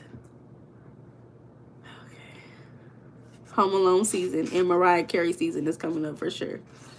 So that's the reason. Gratitude doesn't just look like, oh, thank you, thank you, thank you. Gratitude is looking like, okay, how can I put this? Instead of me thinking, oh, today is a terrible day, it's looking more at the positive aspects of the day. Oh, I get to wake up today. I'm excited because I get to drive my car that I have, right? So it's just shifting the way that you verbalize different things in your life. And then the last thing, in summary, again, we're summarizing, which I already told you guys, but to take action. And taking action is a very simple thing when you already are confident in what you want for yourself and the things you want to manifest for yourself. So that could look like visualizations. If you cannot visualize yourself having things, already, then that shows that you're not feeling like you can manifest it. Once you have that vision for yourself, that is the key indicator that you're anchored into the reality that you want to manifest for yourself, or that you are manifesting for yourself, and that is coming to fruition. That's one I always say, guys, that's one of my favorite ways to experience manifestations, is to visualize it and then to experience that vision in real time. Because it's so amazing to think that prior to me being here, I saw all of this already. Like, it's a really an amazing feeling. I hope if you guys have not ever been able to experience that you guys get to experience that either I wrote this down exactly how I said it, or I affirmed this exactly how I said it, or I seen this exactly how I said it, and now it's here in front of me.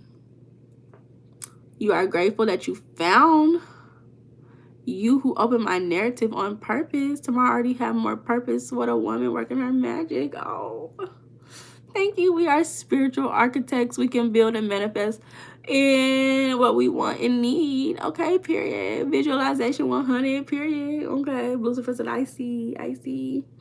So, yeah, there's a couple of ways that you can manifest. And one thing I say, I'm not big on the vision boards. I do have like screensavers. I'll do like affirmation screensavers. And I used to do like affirmations on pictures that I really love. Like my nephew, I used to have a picture of my nephew and I would have an affirmation next to him, because when I would see his face, it brings that dopamine of like love and oxytocin and stuff. So, those are a couple of techniques that you can use. You have a picture of something or someone that you really love.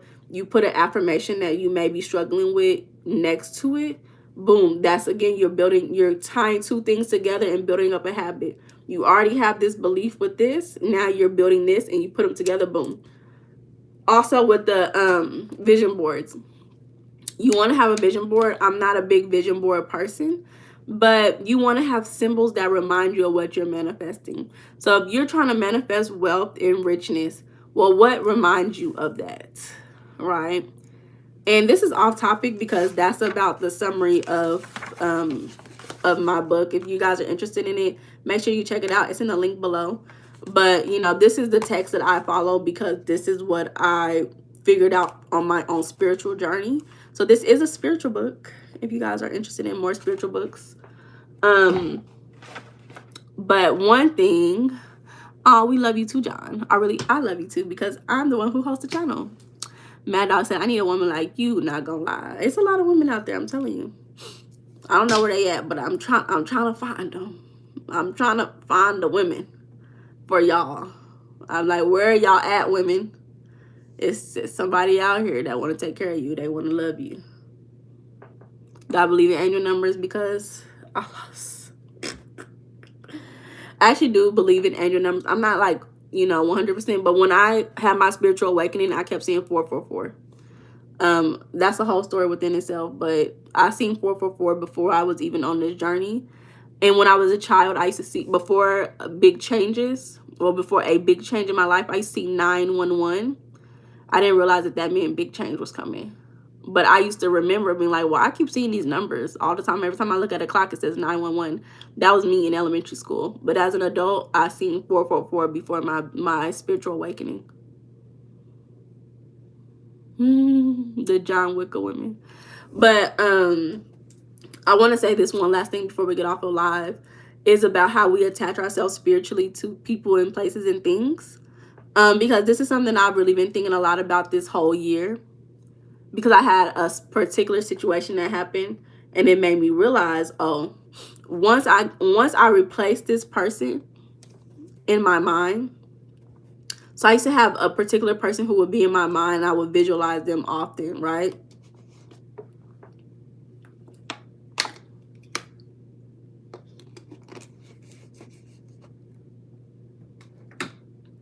I would visualize this person often, right?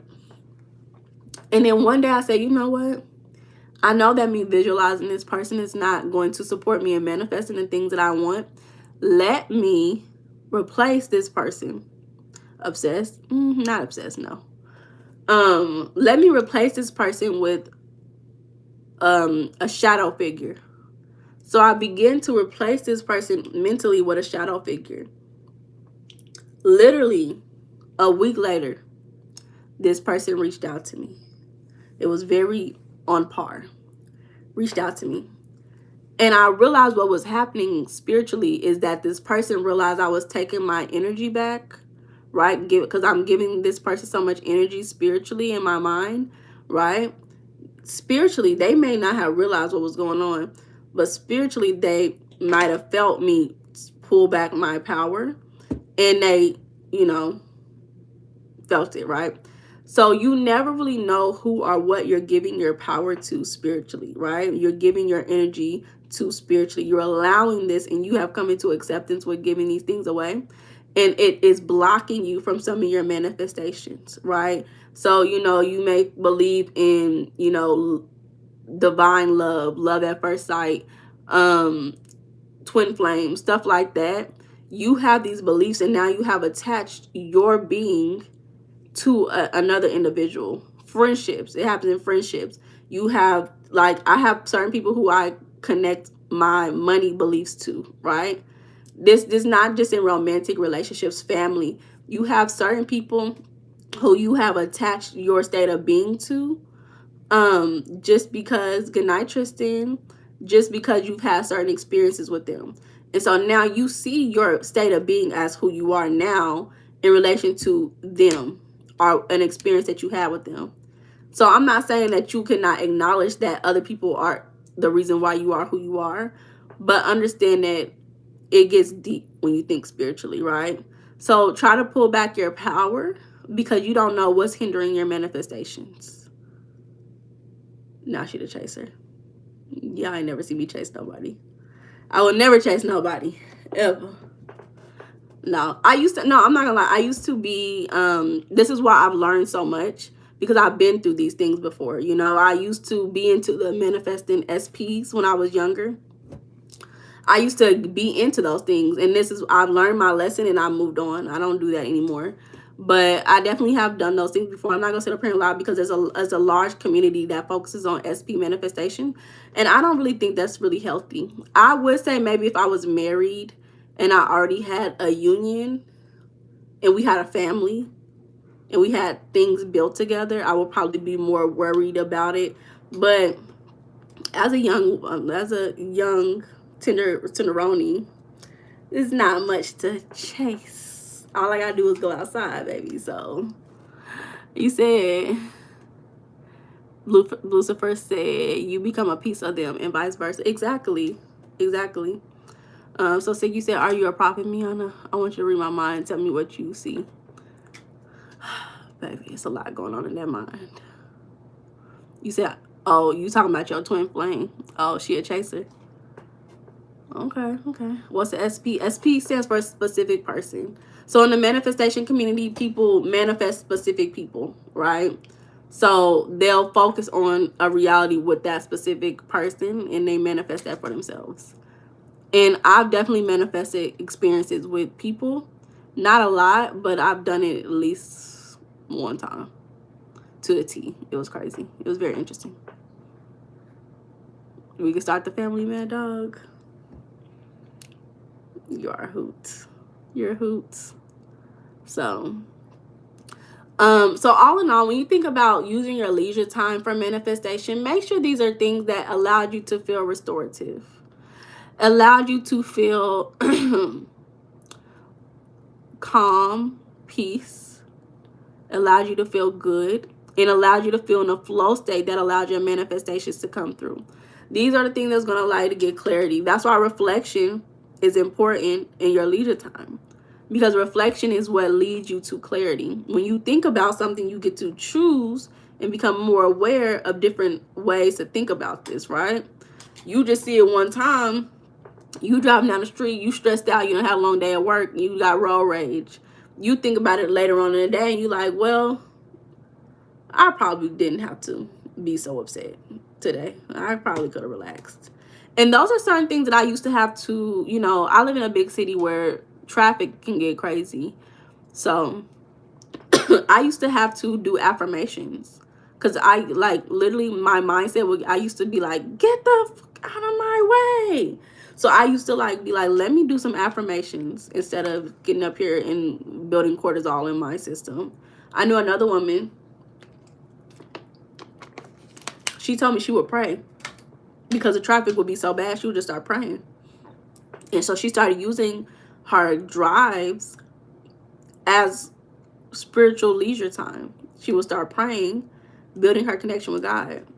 Other things, you know, because especially if you live in big cities where you drive a lot, take 30 minutes to get to down the street, that's the perfect time for you to use to have, you know, increase your leisure time. Listen to some audiobooks, listen to podcasts, pray, meditate, you know, open your eyes, keep your eyes open, keep your eyes on the road, affirm, you know, all those things. GR said, did somebody say young tenderoni? Mad Dog, you said, I don't know what that American word means. It just means tender. Aroni, keep it together. So yeah, you know, keep your leisure time. It's a lot of things that you can do to keep your time valuable and high quality, to keep you high quality. You know, we are high quality beings. We're not just here just to, you can be what they call NPCs. That means you really just living based off of the environment that you're in. You're constantly, you know, allowing your programming to control the outcomes of your life. Or you can become a player in the game. Become a real player in the game and start playing this game for real. So it's up to you. Get your head in the game. What Troy say from High School Musical? I know y'all don't know that one. High School Musical. I'm telling my age. What'd he say? Get your head in the game. Gotta get your head in the game. Gotta get your head in the game, right? Period. Get your head in the game, baby. And start manifesting and start working with God, your spiritual and religious beliefs, and start using your leisure time. Use your high quality leisure time to support and will your life in a direction that you want it to go. Or become Neo. Period. We Neo. He said bet on it too. And mind you, y'all look, y'all give me our topic. Mind you, every time that last movie, the Matrix one, where his therapist was the reason why he was in the Matrix, I love that metaphor. I love that metaphor a lot, because a lot of people use therapy as a way to stay in their trauma. They go to, I know this because I've experienced this. So I don't be talking from non-experience. I used to go to therapy and I started realizing every week I am paying this person to say the same thing. I've been talking about this same thing for 3 weeks straight. Why am I talking about the same thing? I'm staying stuck. And I'm not escaping from this thought. That's why I do page 33 now. Because I know if I do page 33, at some point I'm not going to be stuck in the same mindset, the same emotional nature. I'm going to shift out of that and I'm going to be on some another wavelength, you know. Love the pain, huh? No, for real. Like, that's all I knew. So when you start realizing there's more to life than the pain that you feel every day, you be like, okay, let me get up out of here. I'm not perfect though. I'm not perfect. So we working together. But y'all, we've been on here for a while. Y'all my people. I love y'all down real bad. Okay? We're gonna get some sleep because it's 9 o'clock. It's my bedtime, y'all. We're gonna go get some sleep. I appreciate everybody in the chat. I appreciate everybody who participated in the conversation. The chat was live tonight. Definitely jumping. Definitely jumping. Pain is a vehicle to change. Yep. In my journey anyway. Okay, period. Okay, period. There we go. Love you too, John. Don't look at the past, move on. Period, Tristan. Until next time, I'm okay with Lucifer. Okay, GR, y'all my people. Okay. Y'all have a wonderful morning, night, evening, whatever time it is. And I'll talk to y'all on Tarot Thursdays. Or, mind y'all, I think I'm going to change. I don't want to come on live on Fridays. Nobody be on live on Fridays. So I'm like, should I come on live a different day? I'm thinking about it. Well, I'm thinking about it. But I'm letting y'all know. Y'all enjoy y'all's evening, though. Good night.